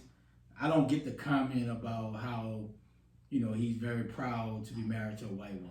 Like, I mean, why that even become a topic? Like, why even bring it up? Because it's going to bring a level of scrutiny being in the world that we're in. Like, why even bring it up? Like, you're proud to be married to a white woman. Like, bruh, Hubert Davis, bruh, what are you doing? At the end of the day, man, he can marry who he want. But at the end of the day, I don't get why would he, bring in that comment. Because I read the whole transcript and it's like, that wasn't even a question. Like, why even bring it up, though? Like, enjoy the moment of being the first African American being hired at UNC, and like enjoy the moment. Like, why bring your wife into it and bring race? Like, he just bring unrecognized. He brought more scrutiny on him than it should have been, though. Like, bro, you tripping? But it is what it is. These springs, because you wanted to talk about this one. I think for him, I'm with you, Ray. Like, why? You know what I'm saying? You got the job. You got the job. Saying that you are proud of having a white wife, that ain't gonna keep you there no longer than what they gonna keep you there for. Don't perform and your white wife gonna be out here. You, your white wife, and your kids gonna be on the street. You gonna be looking for another job. Yeah. I'm like, bro, when you get a job, and it's already tough enough for black coaches, for black males to get a coaching job. It's already tough. And for you to make that statement, come on, bro. Yeah, you know better, man. Yeah, I don't get that one. You know better, bro. Like it's already hard enough for us to get jobs on the collegiate level. You get to the NFL, it's even harder. But you at a school where you done played at, probably your dream job that you thought about all your life, to coach here. Yeah, you played here, you went to the league, and you came back to get a job that you probably dreamed about. And for you to make that statement, bro, you done set a lot of black coaches back. That statement, you done set a lot of black coaches back. He set the culture back. Bro, why bring it up? Bro, who cares? Like, listen, if you married, okay. You didn't even say your wife's name. So when people see her, oh, that's his white wife. that he proud of. You know what I'm saying? Like, dude, you can't. It's certain things you say and certain things you don't say. Listen, you just say, I'm proud, my family proud to be back in North Carolina where I played here and wanted to be back here coaching. That's all he had to say. But he brought his wife into it. And I don't know how it's going to be for him when he go into these houses and talk to these parents. It's going to be a tough sell for him, bro. Because some people look at that joint like, man, really? Really? Hey, go ahead, Keith. Yeah, I feel the same way. I'm like, what they had to do with basketball? Exactly. I was like, why you gotta just say, you could have said, my wife. Why you gotta be like, she white? Like, nobody got to. He said, I'm proud of married to be a white woman. Yeah, bro. So, what they got to do with it? So, to me, what come out of me, you gonna be a yes man there? Like, you gonna be one of the ones that a yes man, whatever, the norm is, or you. So, I just didn't get it. I was like, bro, who cares? Is she white or black? You don't see no black person come up. I'm proud to be married to a black woman. Or a white woman. Yeah, or Asian woman, or a Spanish woman. Like, to me, I just ain't get it. And I was like, bro, I think he's gonna be another yes man. I hope not. Like, and I was happy for him to get the job, but I'm like, what they got to do with basketball? What they got to do with you recruiting kids? Exactly. What they got to do with anything other than trying to saying you the best candidate. You the best candidate from the job, and you done put your time in. That's what you should have been speaking about. I'm happy to finally get my time in, not about your wife. Because your wife ain't going to make you win games because you married to a white woman. And guess what? Yeah. You and her going to be sitting on the outside looking in. Yeah, I was just baffled when I heard that. I'm like, what the fuck that got to do with anything? Yeah, so, yeah. So I heard the comment. I didn't really understand the gist of it. I knew that they were asking, like, how do you feel being the first African-American coach for UNC basketball? He was like, yo, I'm proud of that. I'm proud of my white wife. And, like, at the end of the day, I never put any preferences on any type of relationship, whether racially or anything else, racial or, mixed race or anything else. Because my family, my family has definitely had brought a lot of amazing women to our lives that maybe not be the same race as me. Right. So it's not a problem with that issue. I think it's just a comment in general. If you just would have said, listen, I love my wife, the same way I love what I'm going to do, North Carolina. I'm just proud of my family, my wife, and growing up and being part of this organization. He made it racial. Yeah, we didn't have to. Yeah. I think they were just trying to talk about the gist of being the first black coach. That is humongous. It doesn't always have to be. He showed the vibe. He didn't have to show the vibe. He could have said, "Yes, I'm very proud of being the first black coach. But I'm proud of being the coach of UNC because I went here.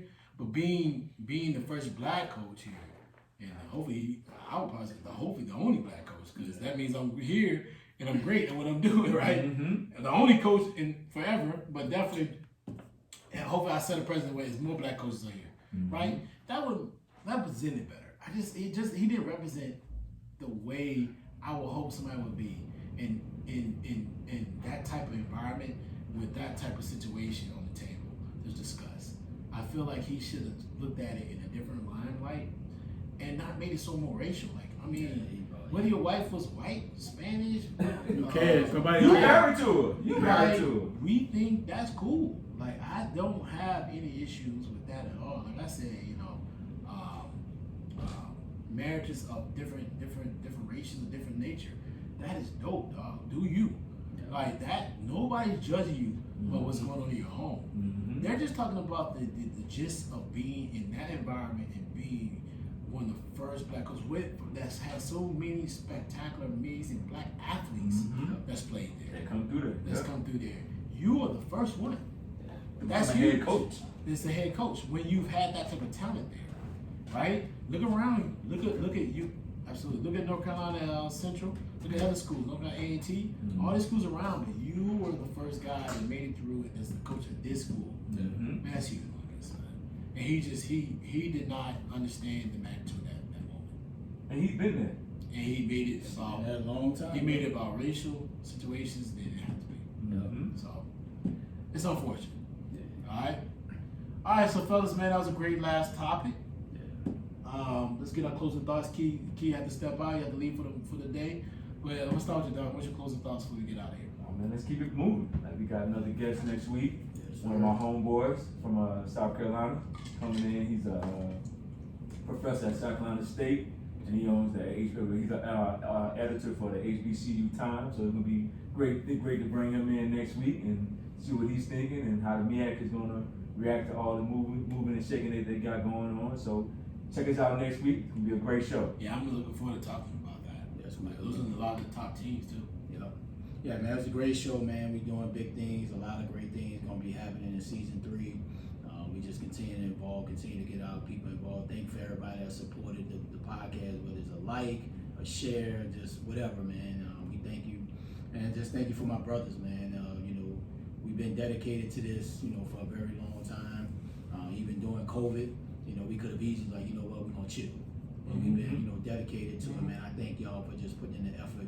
And, we fight, we argue all the time. We may not agree, but, at the end of the day, we got the same goal in mind. So, great episode number 2, season 3, man. And I'm looking forward to next week and talking to them as a state, man, and the HBCU. And, absolutely, we're excited about that. It's going to be a big deal. And it's another conference episode 2, man. First, let me thank Mama Butler for Repping that joint. repping, advertising our Argument Brothers hoodie. Was that hoodie or sweater? T-shirt. And Mr. Butler. Yeah, my uncle. Oh, yeah. My uncle, Yeah, your uncle, Mr. Butler. It's Mr. Butler. Yeah. He is Mr. Butler. For also representing the brand and put us in the forefront. I totally appreciate that from both ends. Yes, sir. It looked great on both of them. It's looked great on everybody that's been presented and the past and moving forward. I'm just super excited about what we're doing, man. And man, I'm just ready to keep moving forward, keep marching forward. Sure. And folks, we're gonna do this later, so we're gonna do this in a minute. Go ahead, but let's take us out of here, bro. All right, we out here.